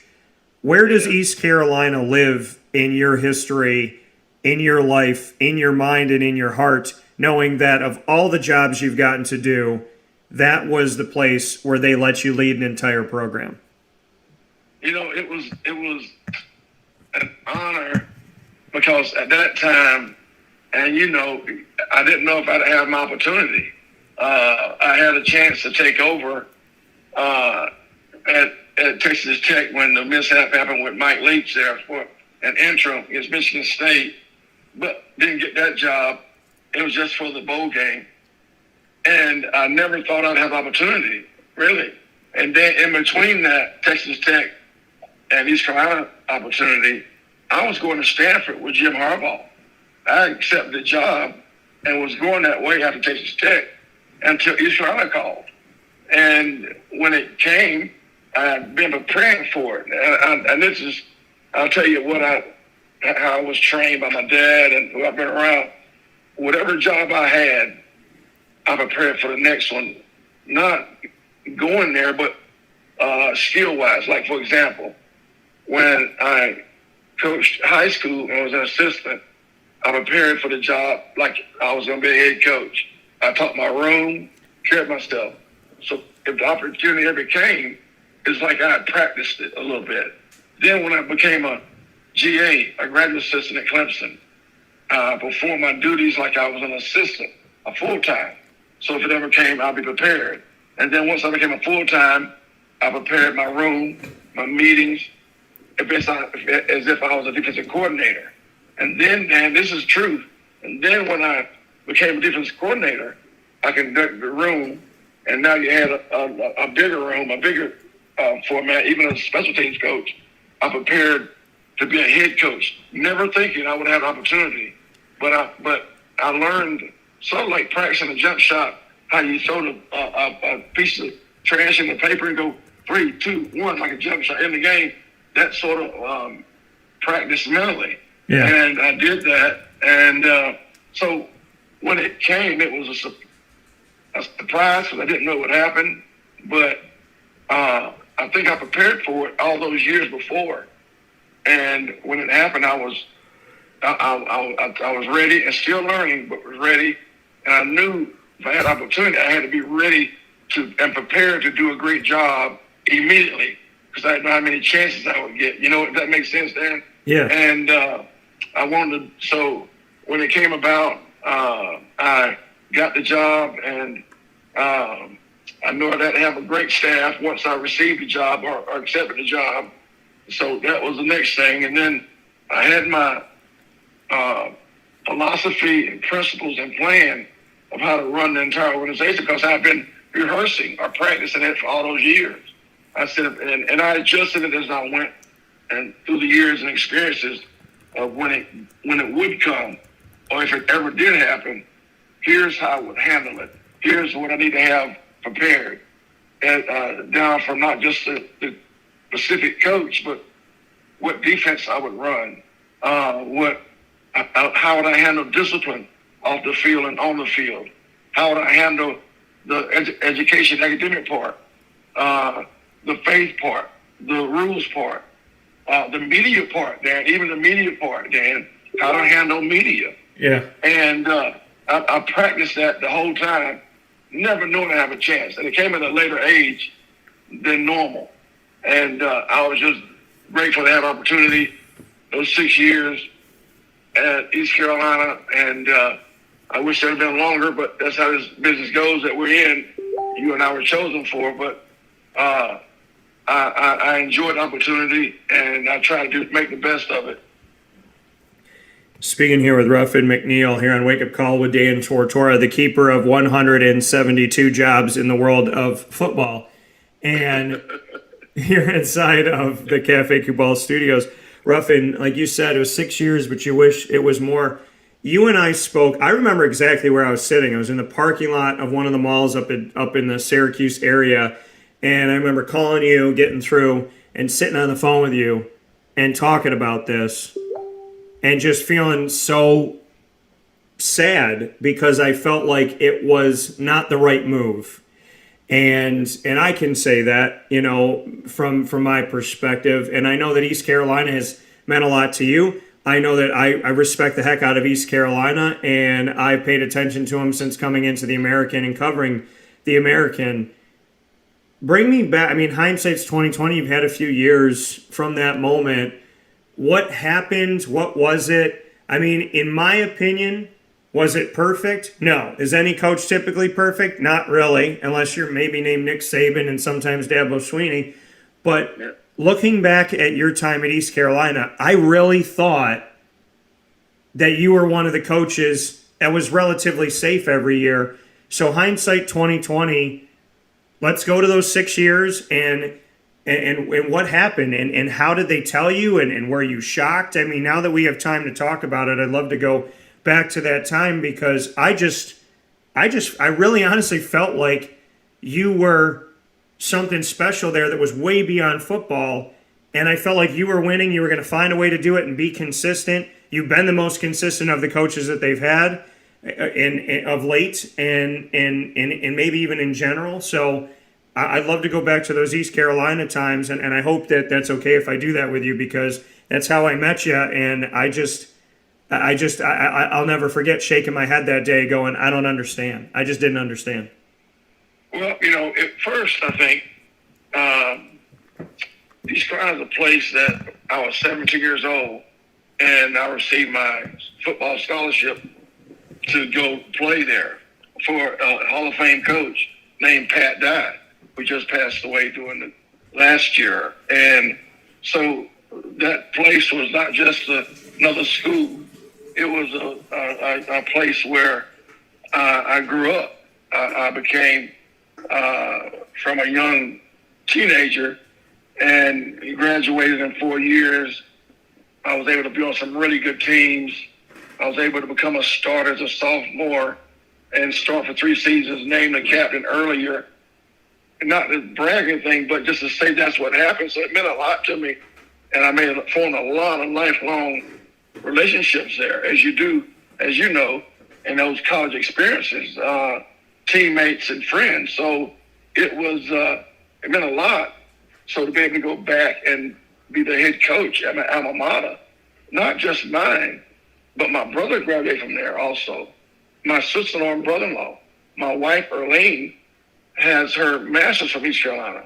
I have my brother. I have a bunch of family that's a lot of connections. So to go back and be the head coach was like, man, our family was ecstatic, and I was too. And I thought we had some really positive things going. Graduation rate shot up. Our discipline, we had no problems. And if there were, they were eliminated very quickly. Our GPA was of the highest. We won some really big games, which I think as a coach, every game is a big game, but we were able to be successful against some ACC opponents, as you remember that. And then that last year, I had 2 quarterbacks get injured a week before the start of the season. And one of them is still playing. He's backing up in Green Bay right now. But, you know, so I go into the season that last year, never said anything to the media or anything with the third-team quarterback. And great kid, great young man, and he's going to be a great player. So there was a lot of learning going on from everyone. And we came up short, and out of the games we lost that last year, a touchdown or a point here for, I think, 6 out of 7 games. So I felt pretty good. And to say I wasn't shocked, that would not be telling the truth. So I was shocked that we were not able to stay longer. And but I also know that in this business that I've chosen, and God has chosen me for, is that everything's for a reason. Everything happens for a reason.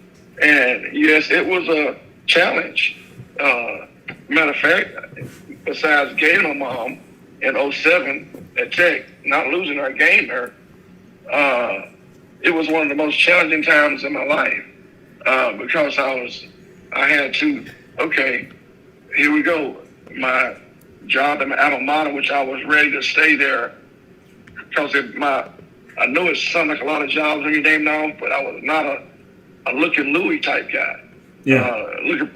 So when we went into that job, my wife and I, and everybody who I hired, that can't be solidified, but I felt like that would be my lifetime job, which I know that in this business probably was a dream.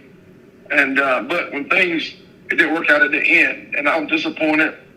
But how I was raised was I never and will never say anything negative about East Carolina because, like I said, I go back to the 17-year-old raising an opportunity to have a chance to be a head coach and to have an opportunity to lead some kids and inspire and what I call plant some trees that now will grow, and those trees will be there for a lifetime because I was able to be around some young men and hopefully influence them to be great dads, great husbands, great men at that point, but also win some football games and teach them to play, how to play the game, the fundamental great effort, competitive spirit type way. So, I know in this business going into it that there's always a chance and likeliness that you could get fired. And so that part was difficult because I am human. But you're never prepared for it. But as I was also, and you mentioned when you described me as able to face adverse times, I pride myself also on tough times don't last. Tough people do. It's a cliche, but I really believe that.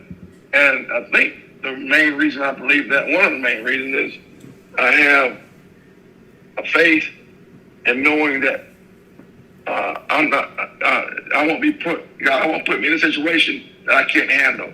Yeah. And I really believe that. And then the next is I'm prepared for that, whatever happens next. And I believe that and personally prepared. So I had that. The day I got fired, December 5th, 11 o'clock on a Friday. I remember the day, and ironically, it's something for you, Dave, since Dave Doran, Dan was the first person to call me here, working for Dave here at State. Yeah. He was the first person to call me, Dan, and just to check on me, because I've known Dave since he was 24.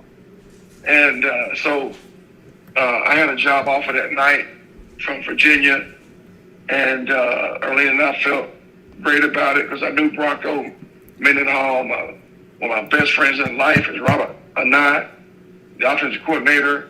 His wife is early. So we accept that job there within the next 2 days after being released from East Carolina. And from there, I was happy there at UVA. And then Lincoln Riley, who the story's been told, I've known Lincoln since he was 19. And when I began as a head coach at East Carolina, he was my first hire as offensive coordinator. And he was really young, really the youngest offensive coordinator in the country at that time. He left and went to Oklahoma and got the head job when Coach Stoops retired. He called, and I felt like a part of my job was to now go help him, Dan, give him the best chance to be a head coach and help Lincoln be a head coach and be there for him as a sounding board, having sat in that chair before and say, hey, Lincoln, here's some things that to be alert for, those type information. And then while I was there for 3 years, we won some Big 12 championships, got in the playoffs. And then my dad, who is still living, got an episode with dementia and Alzheimer's. So after we played LSU in the playoffs that year, And also I went to Lincoln and Lincoln knows my dad while he was here and knows my family. I said, Lincoln, I'm going to have to go back and move back to North Carolina. Not expecting to work yet, but just come back and give my brother some leeway because he'd been taking care of my dad since my mom passed. Yeah. So that's why I came back to North Carolina. Arlene had found the house. And then while I'm here, again, the first person to call me was Dave Doran here at North Carolina State. Again, we had been friends since those Fresno State days that you mentioned back in my description. And Dave said, hey, look, come help me and be here for me. And that's what I am now. So going back to your question, it was tough. But I really do think that tough times don't last. Some people do. And I just had faith that God would take care of me and lead me in the right way, right direction. And he has. And that's such a beautiful thing here with Ruffin McNeill this morning on Wake Up Call with Dan Tortora inside the Cafe Kubal studios, a good friend, somebody who can literally talk to you once a year, once every 3-4 years, and change your life. Ruffin, that East Carolina day, that was a hard day for me. That December 5th day, that was a hard day. I know it was a hard day for you, and it was the hardest day for you. And I felt those ripple effects come all the way to Syracuse, New York, and I sat in my car, and I was upset, and I was emotional, and I thought to myself, dang it, selfishly, I don't want to lose touch with this man. I want him to have a job. I want him, I want people. And I remember saying, you don't find Ruffin McNeill behind every corner. And so to me, it was, how do they not know what I know? How do they not see what I see? And for you to move forward and go to Virginia with Bronco Mendenhall, and I got to talk to Bronco about you a couple years ago, and then to go to Oklahoma after that, I'm sitting here thinking, what's going to happen to Ruffin? Because I took that personally. I said, no, that's one of my guys. Yes. You don't touch my guys, But, yeah, I am. So I was like, that's my crew. You touch my crew, you touch me. And so I'm thinking in my head, where's he going to go? And then, like you said, God being beautiful, man, Bronco Mendenhall at Virginia and what he's building. And then you go to Oklahoma, you get to experience a college football playoff. You get to be on the biggest stage of college football in America.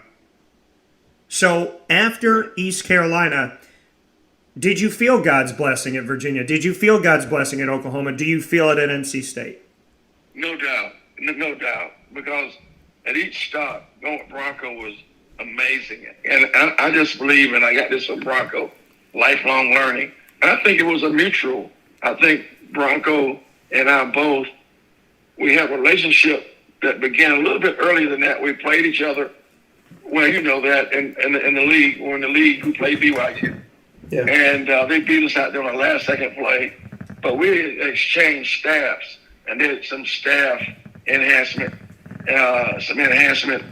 And defensively. And so working with Bronco was amazing.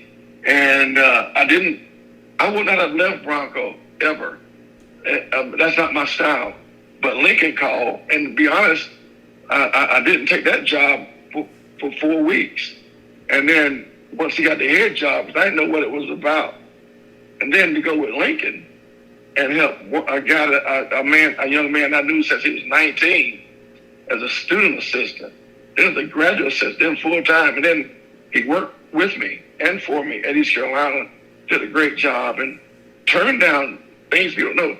Lincoln turned down 4 to 5 jobs, Dan, while he was with me. Notre Dame, UNC, some other places that paid him 3, 4, and 5 times more than I could pay him. Just to say that's loyalty. And I believe that word there is key. And so to leave Bronco, it was hard. But what made it easier a little bit was to go with Lincoln to help him get started on the right foot, be a part of that journey with him. And then when my dad came up again, nothing by accident. I really believe that. It was time for us to come back home and give my brother a break, Erlene and I. And being with Dave has been a blessing. I feel like I'm here. I've been in that chair he sits in before, and able to be a release valve, a sounding board, and also have great interaction with our players and have a part of their life and help them with athletics, football, life questions, adult questions, man questions, and men questions to try to make sure I help them. So it's been a great, great moving experience. So I get a chance to share my life experiences, all those 200 jobs you named that I've been. Those early at the beginning, those experiences with the players here and the coaches.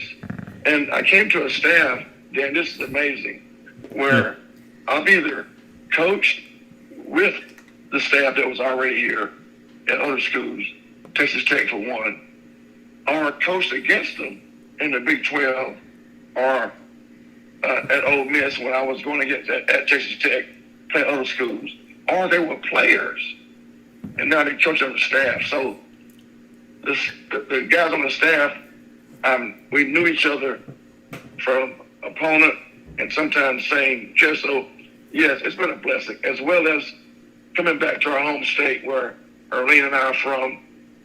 Erlene's able to take care of her mom and help with my dad, and it's been a blessing. It really has.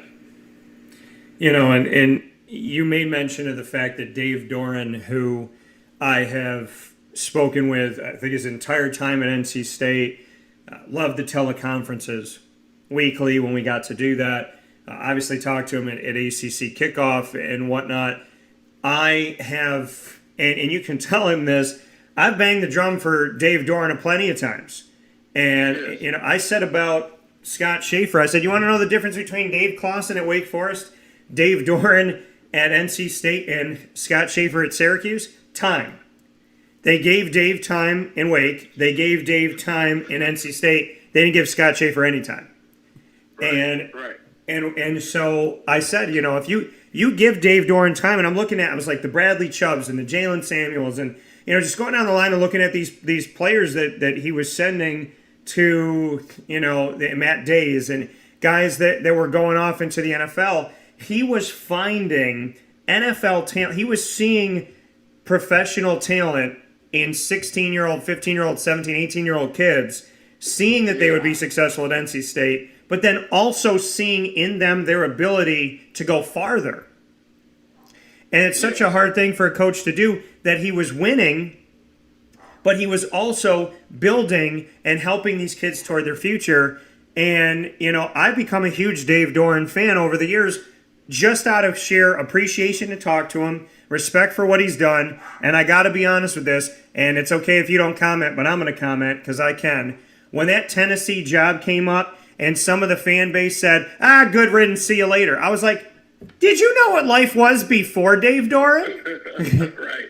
Like, are you even understanding the fact that this man pushed Clemson to the brink twice, and then this year I picked them to beat Clemson? I said, listen, they've played against good Clemson teams, and they've been right there. And in this season, I believe he'll be able to get over the hump. I know Clemson's not as prominent this year, but Dave Doran is a thorn in the side of so many coaches around the country, and I was baffled by the fact that some people don't know his worth, but he was given something that Scott Schaefer, and this is no disrespect to Dino Babers being there now, but he was given something that Scott was never given. Dave was given time. He was given the ability to build it, and I've talked to Dave about selling more season tickets. Oh, this is the first year that we're going to sell out our season tickets. Oh, we're going to do this, we're going to do that.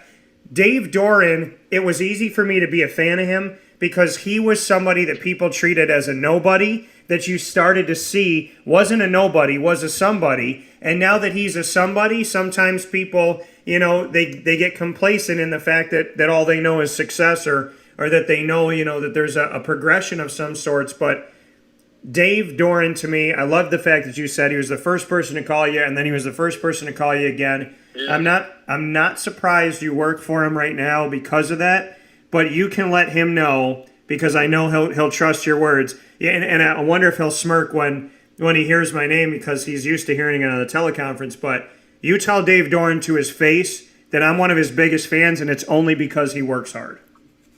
I'll do that. And I'll tell you what, you got to pinpoint. He's still, I knew him he's a graduate assistant doing 98 99 when I was at Fresno at Southern Cal. And we went down to study with their staff as a defensive staff in Fresno. And Dave was a graduate assistant there, the GA, who took us down and went through film with us, while most schools do that to give their young coaches a chance to practice their delivery and skill set, and also meet other coaches. So Dave and I, since the 98, 99, have kept in contact at all those other stops, whether it's Montana or Wisconsin or as a head coach at Northern, and when he came here. And, when I said, I did an interview and somebody asked about Dave, Dan, I told him, I go, here's what I'll tell you about him, is that in two of my most challenging times, I've had my mom as one I named. And then I mentioned the other one with East Carolina that day. His question was, are you okay? Do you need anything? And it was from his heart and meant it. So, and that friendship has been built, and verification of that friendship has been built. So then when I'm coming back home to take care of my dad, not knowing if I'm going to work or not, if Dave called me again, just to check on me. And then they see me, I'd be here a while, then this developed. And he is absolutely, and I agree with you, giving him time, he's able to build the culture that he needs to be consistent year in and year out. He's also excellent at choosing and evaluating kids on film, and getting not just the athletic part right, Dan, but the external part, the culture. Do you fit with our culture part? Yeah. Ready.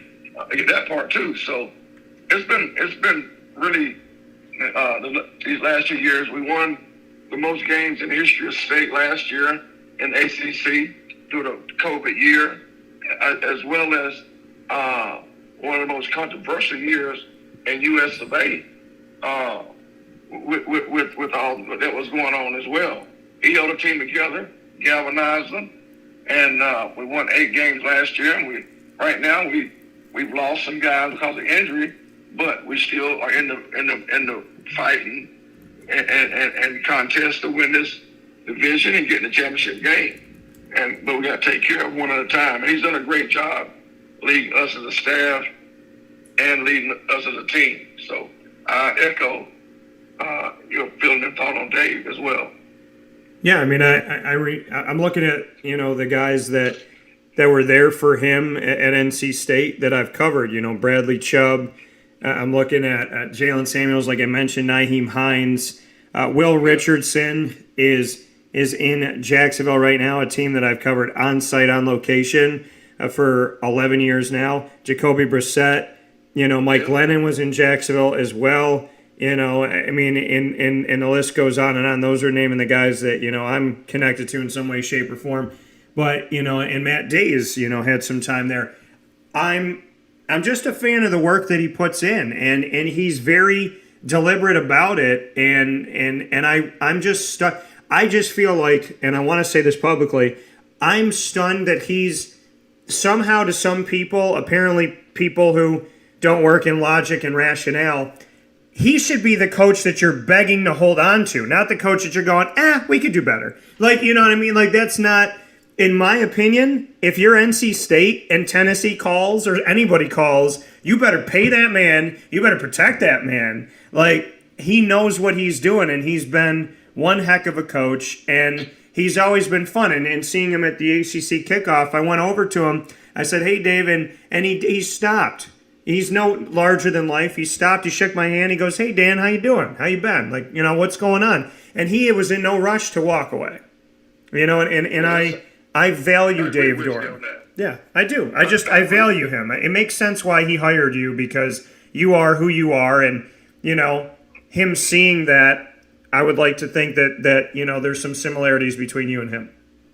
Well, you know what, too, and I agree. The key to everywhere is having the right administration and part, and I think that here with our Chancellor Woodson and Boo Corrigan, our athletic director, they've been fantastic with Dave and with all, not just football, but with all athletics, and giving the coaches an opportunity and the chance and whatever they need to advance the program. And that's just in my 2 years watching here with Dave. So I think Boo has been great and helping us in the football office, as well as, like I mentioned, other athletic teams.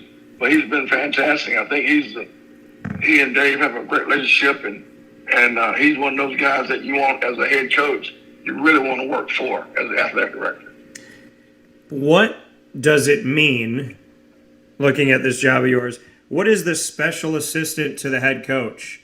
What do you get to do? And if you tell me, and I know you don't, but I'm just saying this because it says special assistant to the head coach, if Dave Doran ever asked you for a cup of coffee, I know you get it for him, but I'd slap it out your hand, because that, we know Ruffin's far and away above that. But you see special assistant to the head coach, and Floyd Little was a special assistant to the director of athletics here at Syracuse, and people say, what is that? What does that mean? And it was like, it could mean anything. But what does it mean at NC State to be the special assistant? And then secondly, does Dave Doran get his own coffee?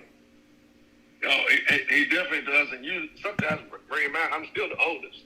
So the age thing means something. Now I got tight on that fact. What my office is right beside his. Yeah. And I have a chair. He'll come in, and when I'm at practice, I'm that I've sat in the chair that he sits in before. And have you been in that chair? The similar problems or circumstances or instances come up, decisions come up, the same ones. And in that chair, as an assistant, you make suggestions. But in that chair that he sit in, and that I was able to sit in, you make decisions. So for him, I'm that sounding board.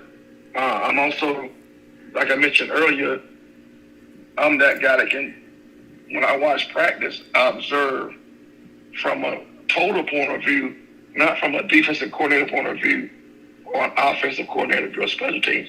I watch practice as a whole. Like before I call you, I'm watching all of practice. I'm watching our defensive from beginning to end, our offense, special teams. And I'm watching our young kids on tape, making notes about who those next guys in line. So that part. Then also I mentioned earlier is that if there's a young man that needs an individual counseling meeting or a meeting about life or about discipline, or last year when everything was happening, you had the George Floyd, you had all these things happening. Yeah. I was able to be a part with Dave and help and intervene and talk. But Dave did a great job of galvanizing and opening up and being transparent with our team. So there's so many little other things that I'm able to do. And I think being a sounding board would be one for him. And he knows I get it. And then when I see a player that needs a call in and either uplift or I need to get on that guy, I'm able to do that too. And then a lot of guys know where I've been before, who I've coached before. So like receivers come in and ask about CeeDee Lamb, for example. I get a lot of not just defensive kids, but offensive kids. And I share things that I've learned, and then I share with them my experiences. And but I don't necessarily coach a position on the field. I'm more of an observer. And I watch it like I did as a head coach, quote, quote, and able to just watch and observe. And then I make notes after each game, during the game, as I'm watching the game and on the sideline from that point of view. Speaking here with Ruffin McNeill, longtime connection to the world of football, and boasting 4 decades of doing this work, and here with us on Wake Up Call with Dan Tortora inside the Cafe Cue Ball studios. A few pieces before I let you go. Very important stuff, and time flies when I'm talking to Ruffin, and I feel like we barely scratched the surface. It really does. You bring up receivers, and you brought up CeeDee Lamb. When you were at East Carolina, you got to oversee Justin Hardy and Zay Jones. Justin Hardy and Zay Jones are still in the top 15 for career receiving yards in the history of college football. What does that mean to you that the guys you had in your locker room, guys that maybe sat in your office, maybe cry with you, maybe talk with you about things about family and life and relationships at school and whatnot, people that you were on bus rides with, plane rides with and whatnot, that they're residing in this world right now of 4,000 plus career receiving yards, where Justin Hardy and Zay Jones are such a big part of the history of college football. And those were two guys that you didn't know as those guys. You just knew them as Zay and Justin. Yes. You know what? That's a great point. Both kids, both young men, now they're men. We still DM and text each other right now. But Justin, both those guys have similar backgrounds. Justin was a walk-on that we found who had been a quarterback in high school.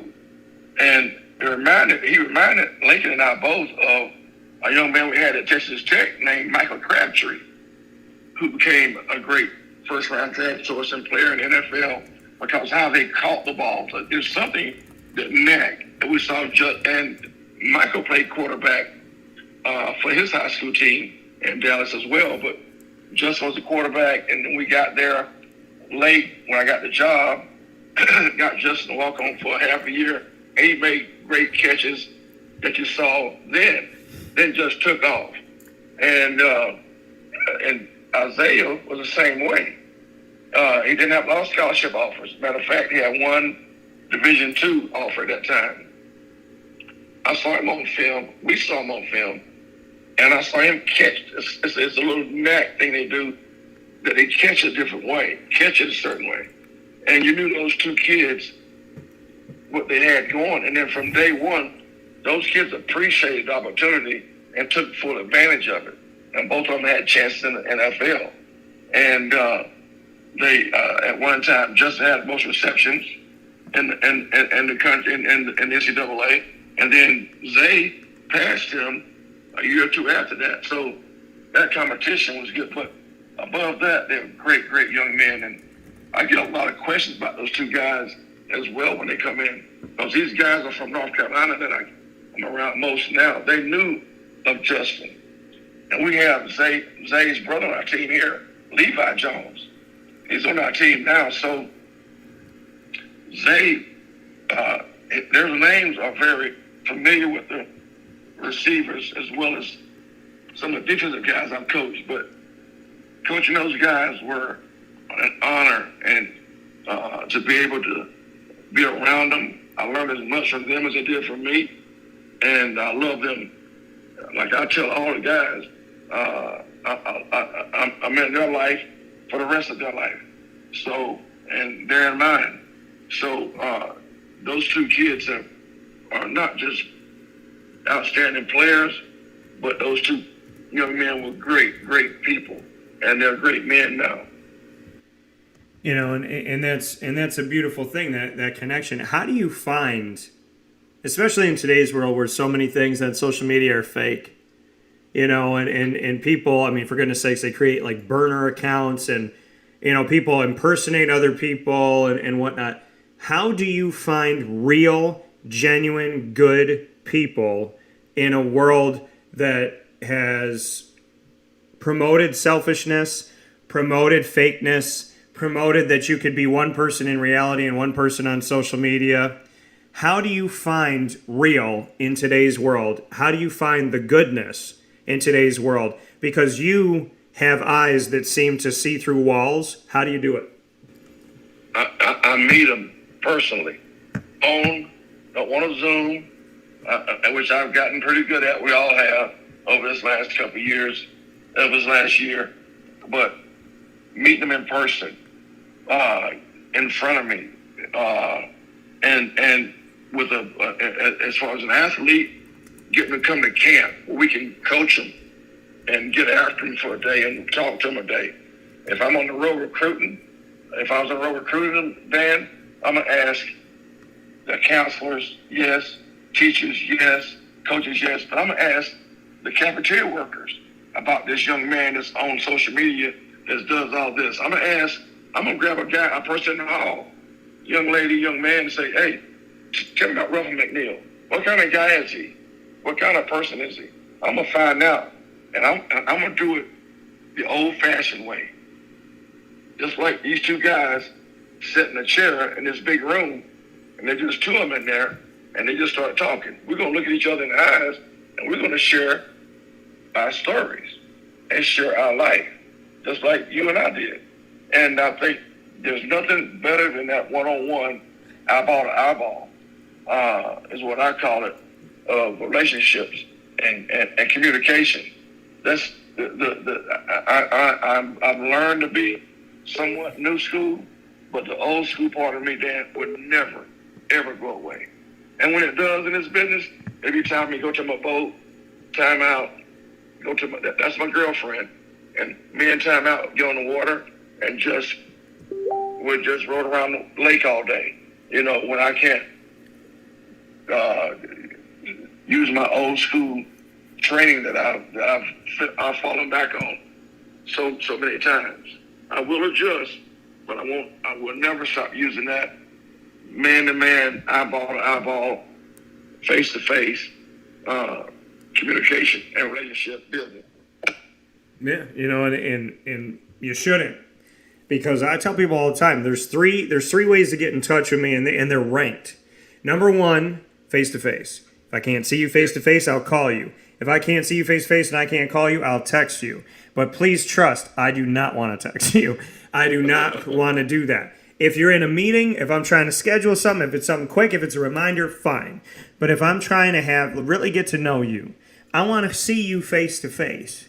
I want to be around. And people ask me that. They're like, man, you travel far. You know, you go all this way just to see, you know, your uncle. Oh, you go, you know, your girlfriend doesn't live around the corner. You're willing to drive out. And they say, why? You know, why are you getting in the car all the time? Why are you doing this? I said, because when you love people, when you care about people, when you love something, when something matters to you, it's second nature. I don't care.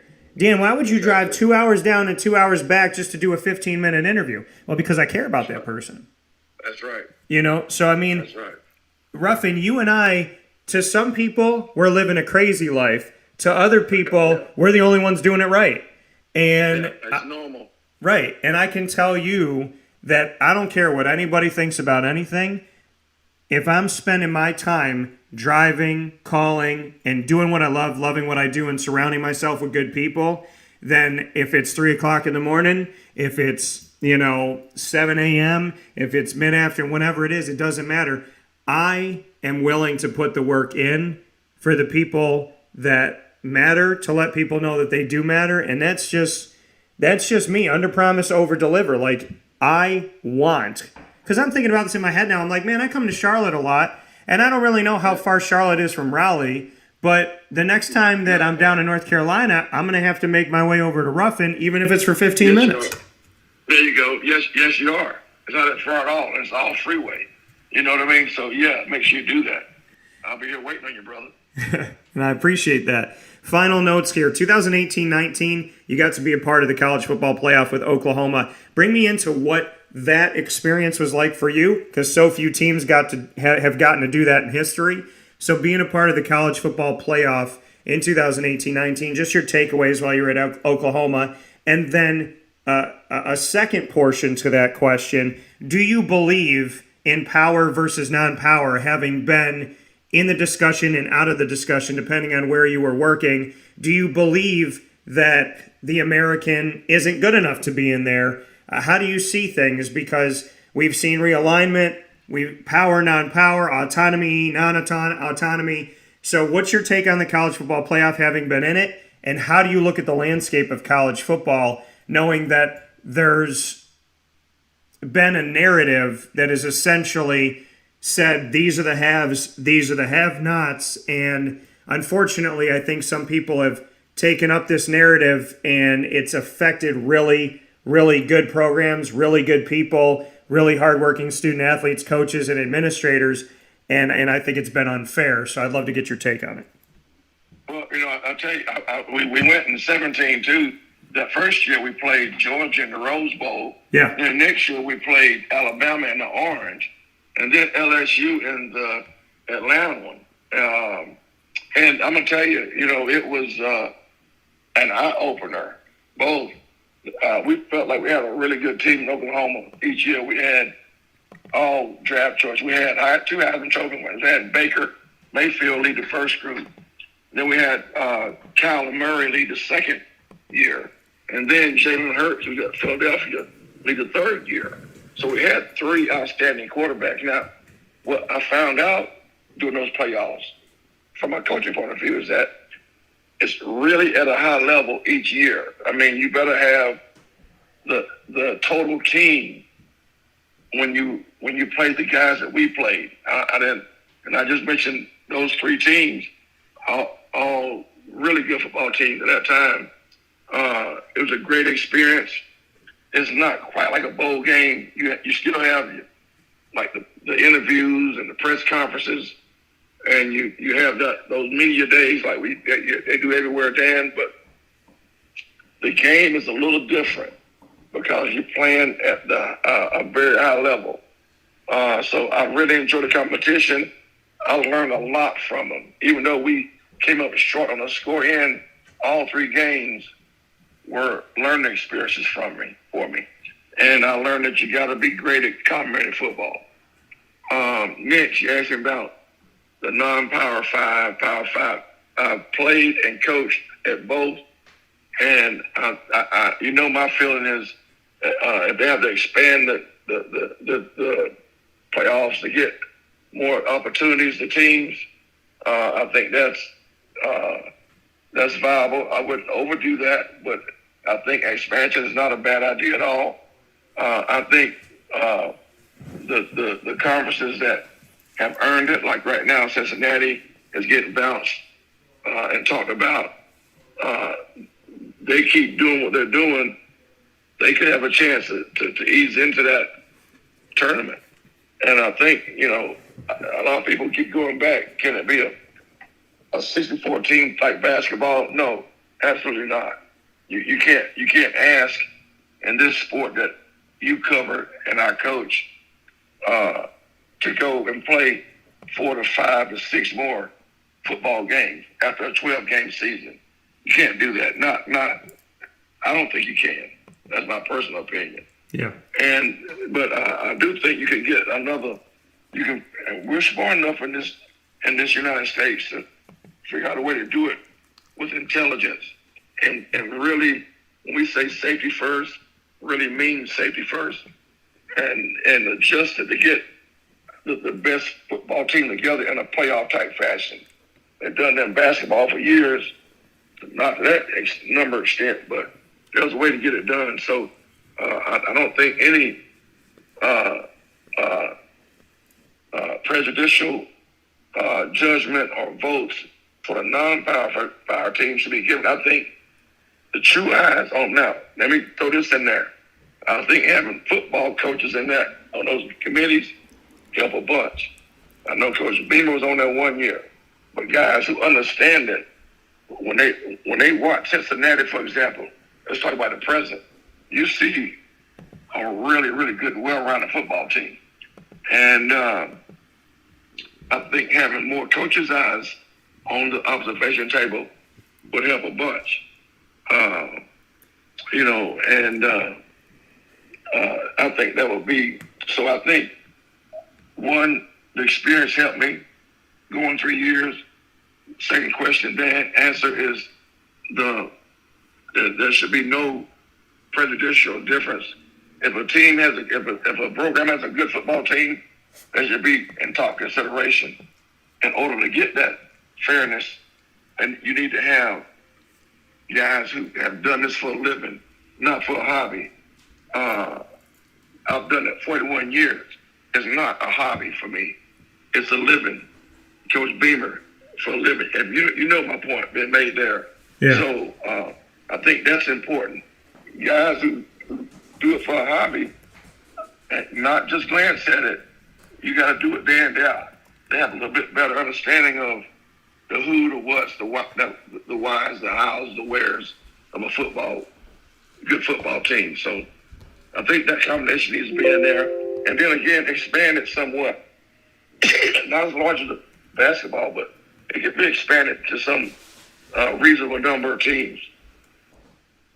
Yeah, no, I agree. I think it makes a lot of sense, and I think that change needs to come in the most positive of ways. Ruffin McNeill, a longtime coach here, a friend of mine, somebody I appreciate, special assistant to the head coach, Dave Doran at NC State currently, and so many things that we could talk about. Ruffin, in closing here, I'm going to throw the mic to you.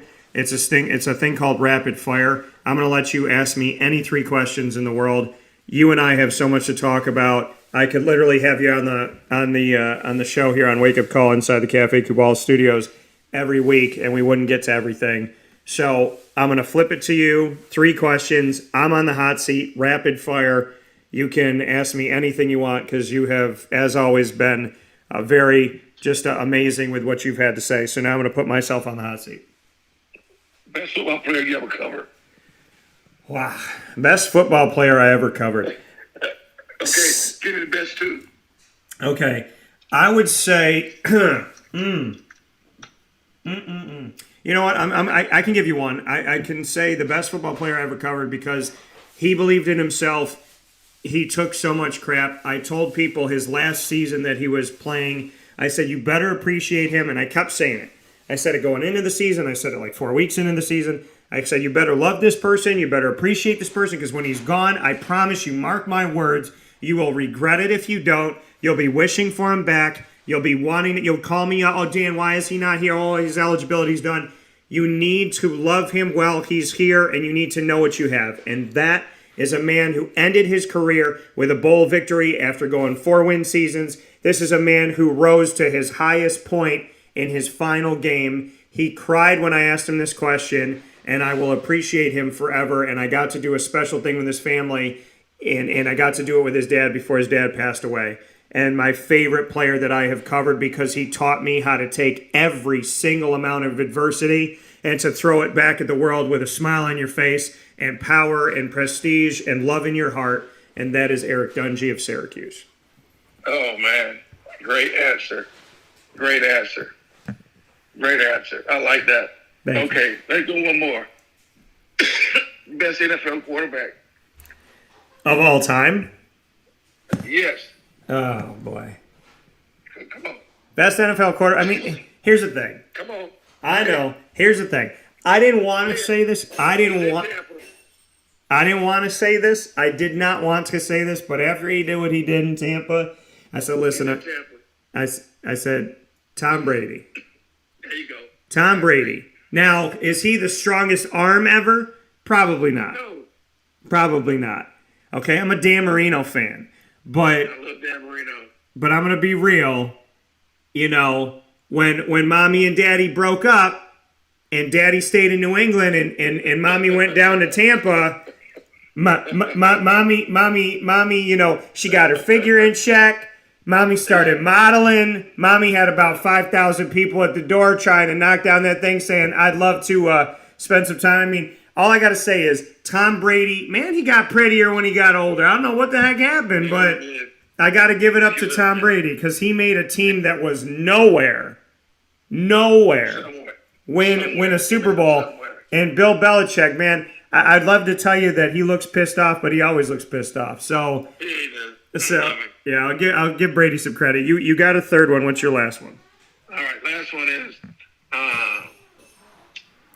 give me your favorite college team that you've been able to observe. So I grew up, born and raised at Syracuse. So, you know, Syracuse will always be top dog to me. But I'll tell you that I've found within the American Athletic Conference, I've found a lot of love, and in the ACC, because I've covered them so heavily, that, you know, I defend Cincinnati, so like I became a huge fan of watching them because I was defending them, and I had no dog in the race, and I defended UCF when I had no dog in the race. Welcome here to Wake Up. So and I've defended Dave Doran, so I watch NC State, and I've defended Dave Clawson, so I watch Wake Forest. So I think for me, it's more of the relationships than anything else that I've built, and the connections to the universities and the colleges, you know, and always and forever, you know, my hometown's my hometown, and, you know, I will always, there's a different feel when I'm here, and there's just a different reality for me about Syracuse, and so I know. I appreciate it and I respect it, but, you know, it comes down to the people, and, you know, so it kind of just happens over time that, you know, you defend NC State and Dave Doran so much that you really respect them, and you start to defend them in conversations and not even know that you are, because, you know, you get to know the people. So, you know, I mean, East Carolina, they're in my heart because of you.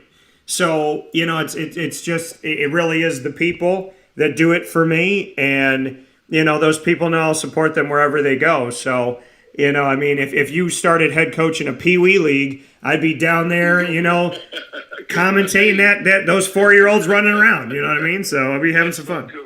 That's a great. That was a tough one. Man, I appreciate you, man. You've been fantastic. You know, and it's so great hearing your voice, sharing with you, and thanks for always, like you've been, like we talked about earlier, being very kind and always talking to me, and I appreciate you. Well, I appreciate you too, Ruffin. My best to you out there in Raleigh and wherever your travels take you. You and I will be staying in touch a lot more often. I know that life is better when you get a little time with Ruffin. So I know we got to spend a lot of time on the air, and I'll have you back on soon. But beyond that, okay, I'll look forward to our fireside chats that only you and I get to hear. Same here, brother. You take care of yourself, man. Stay in touch, please. All right, you too. Give my best to your family and to Arlene, okay? All right, do the same, brother. Love you, man. All right, love you too. All right. See you. See you, babe. See you. That coming from Ruffin McNeill. One more time here on Wake Up Call with Dan Tortora, where sports meets that thing called life. Inside of the Cafe Kubal Studios, our final piece of today's broadcast, as we've gone well over what we've promised you here, and that's what we do at Wake Up Call with Dan Tortora, is to bring you the ingredients to success, proudly brought to you by Avicolli, on the corner of Route 57 and Wetzel Road in Liverpool, New York. Minutes within walking distance of Liverpool High School, so make sure you make your way down there and support Liverpool, as well as support the community at Avicolli's. The ingredients to success, today's topic for the ingredients to success is prayer. Prayer is today's topic for the ingredients to success. Listen, some of us have prayed, some of us have not prayed. Some of us pray all the time. Some of us pray sometimes. Some of us haven't prayed in years. Some of us feel like we forgot how to pray. We forgot how to talk to God. We forgot what to say and how to say it. And some of us pray all the time. And it's easy for us. So, what are the ingredients to success for prayer? Well, number one, understand that God doesn't keep a record of wrongs. Understand that when it comes to prayer, God is not saying, oh, well, you didn't pray the last 32 days that you're praying today, so let's see how it goes. My belief in God, my faith, tells me that prayer is something that if you haven't done it in forever, it's like, to me, God's like a parent, right? A loving and caring parent. If you haven't called home in a while, that can make God sad, right? But God's hoping that you'll call, right? In the moment that you call, hey, everybody, they're on the phone. Shh, they're on the phone. So to me, I think when it comes to prayer, whether or not you've done it every day, whether or not you've done it in a while, doing it at all is meaningful. Well, Dan, how do I pray? You just speak. You speak about what matters to you. You speak about what's on your mind. Say thank you for the things that you appreciate. And ask for those things that are on your mind and on your heart. I always ask God to guide me and guard me, because I don't pretend to know everything, and I don't pretend that I'm more important than God or that I know more than God does. So I always ask God to guard and guide me. Guide me toward what I should be going toward, guard me from what I shouldn't be. Because we don't have all the answers, right? We don't have all the answers. And life gets difficult. Now, there's people that listen to my show and watch my show that don't believe in God, that do believe in God, that are Jewish, Catholic, Muslim, all different types of Christian, maybe atheist, maybe agnostic. And I welcome you all into the broadcast. And as I welcome you all into the broadcast and ask you to not apologize for who you are, I ask the same for me, that I'm not going to apologize for who I am. And so in these ingredients to success, prayer. Well, what is prayer? Prayer is a reflection. Even if you don't believe in God right now in this moment, pray. Because when you pray and you talk about what you're thankful for, and you send that up to God, when you pray about what you're thankful for, it helps you to appreciate your blessings. When you say them out loud, right? God, thank you for my mom. Thank you for my dad. Thank you that my knee's healed. Thank you for my dog. Thank you for my girlfriend. Thank you for my boyfriend. Thank you for the fact that I got that job I was looking for. Thank you that I have enough money. Thank you that I got through the pandemic. Thank you that my business made it. Thank you that we're thriving. Thank you that my team won this game and it really, meant the world to us because it's the last year we're going to play together. When you say thank you in prayer, you reminisce about your blessings, and it can help you to hopefully maybe get out of a bad mood and maybe realize your life isn't that bad. And then when you pray petitions and you ask for things, it helps you to think about, what am I asking for? Am I asking for the right stuff? Does this make sense? It helps when you pray your petitions. It helps you to see what's important to you. It helps you to see what you're focusing on. It helps you to see what you think you need and you want. So the petitions help you to be honest with yourself. The thankfulness, the prayer, the thanks for the blessings in your prayers, that helps you to reflect on your life and appreciate what you have. It also helps you to have an open dialogue with yourself, because you're talking to God, but you're also talking to you, right? It helps you to be honest with yourself. It helps you to take a break from life, take some time for yourself, take a deep breath, and get your emotions out. So in all honesty, whether you believe in God or not, whether you've ever prayed or not, whether you've prayed yesterday or you haven't prayed in 10 years, prayer in and of itself helps you to be thankful, helps you to be honest, helps you to know what your wants are, what your needs are, where your focus is, helps you to get your emotions out, helps you to take time for yourself, and helps you to breathe. So if for nothing else, do it today for all those things, which we all need. And you may be surprised what you find.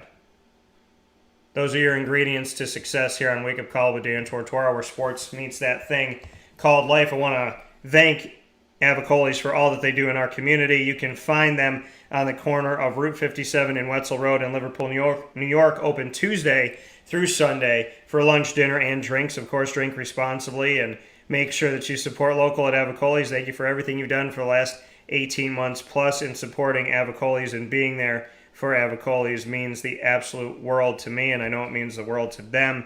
Thank you for supporting local, and thank you for being there for them. A slice of pizza, a sub, a salad, some dessert, anything that you did to show some love to Avicolli's has meant the world, always means the world, and will continue to mean the world, because they're your neighbor right down the road from Liverpool High School in Liverpool, and they are the exclusive home of our Liverpool Warriors monthly broadcast.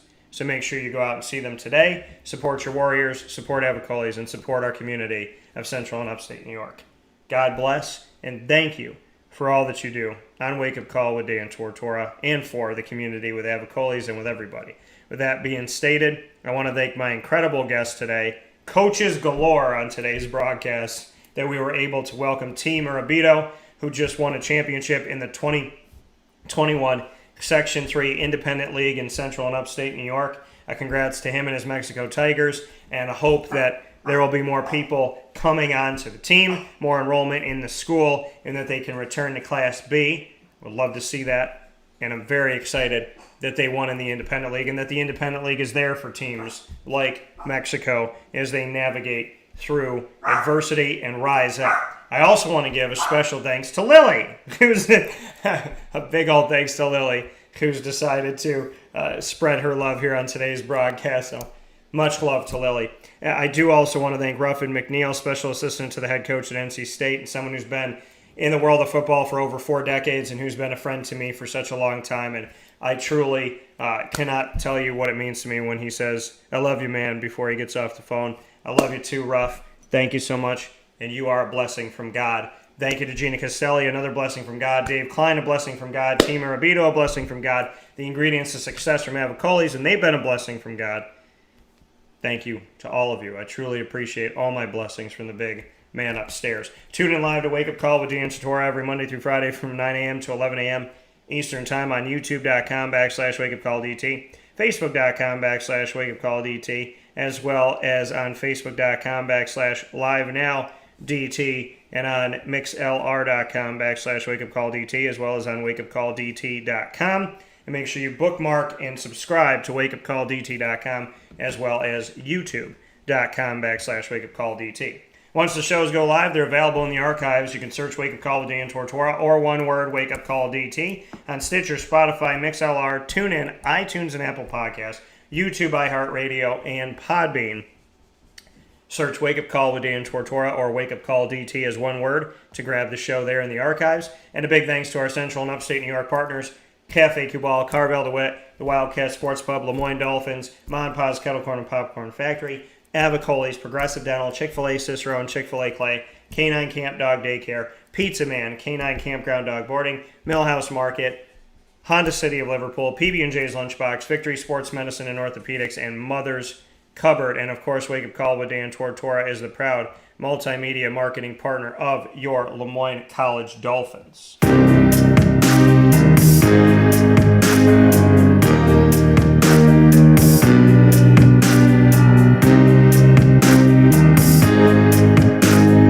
Make sure you check out the Lemoyne Dolphins every single week on Wake Up Call with Dan Tortora, with exclusive coverage and coverage you won't find anywhere else, right here on Wake Up Call with Dan Tortora on wakeupcalldt.com. You will find the Lemoyne Dolphins tab. And of course, every Wednesday live on Wake Up Call at 9 a.m. Eastern Time, we have Dolphin Time. First and third Wednesday, AD and DT features Athletics Director Bob Beretta of Lemoyne and myself, Dan Tortora. And every second and fourth Wednesday, Dolphin Dive features student athletes, coaches, and or staff members at Lemoyne College for the Dolphins, telling their story, with this week having Nino Hernandez from the Lemoyne men's basketball team joining the show, which I'm ecstatic about. So you can check that out there. And as always, folks, fins up when it comes to the Lemoyne College Dolphins. Marywood University, also a proud multimedia marketing partner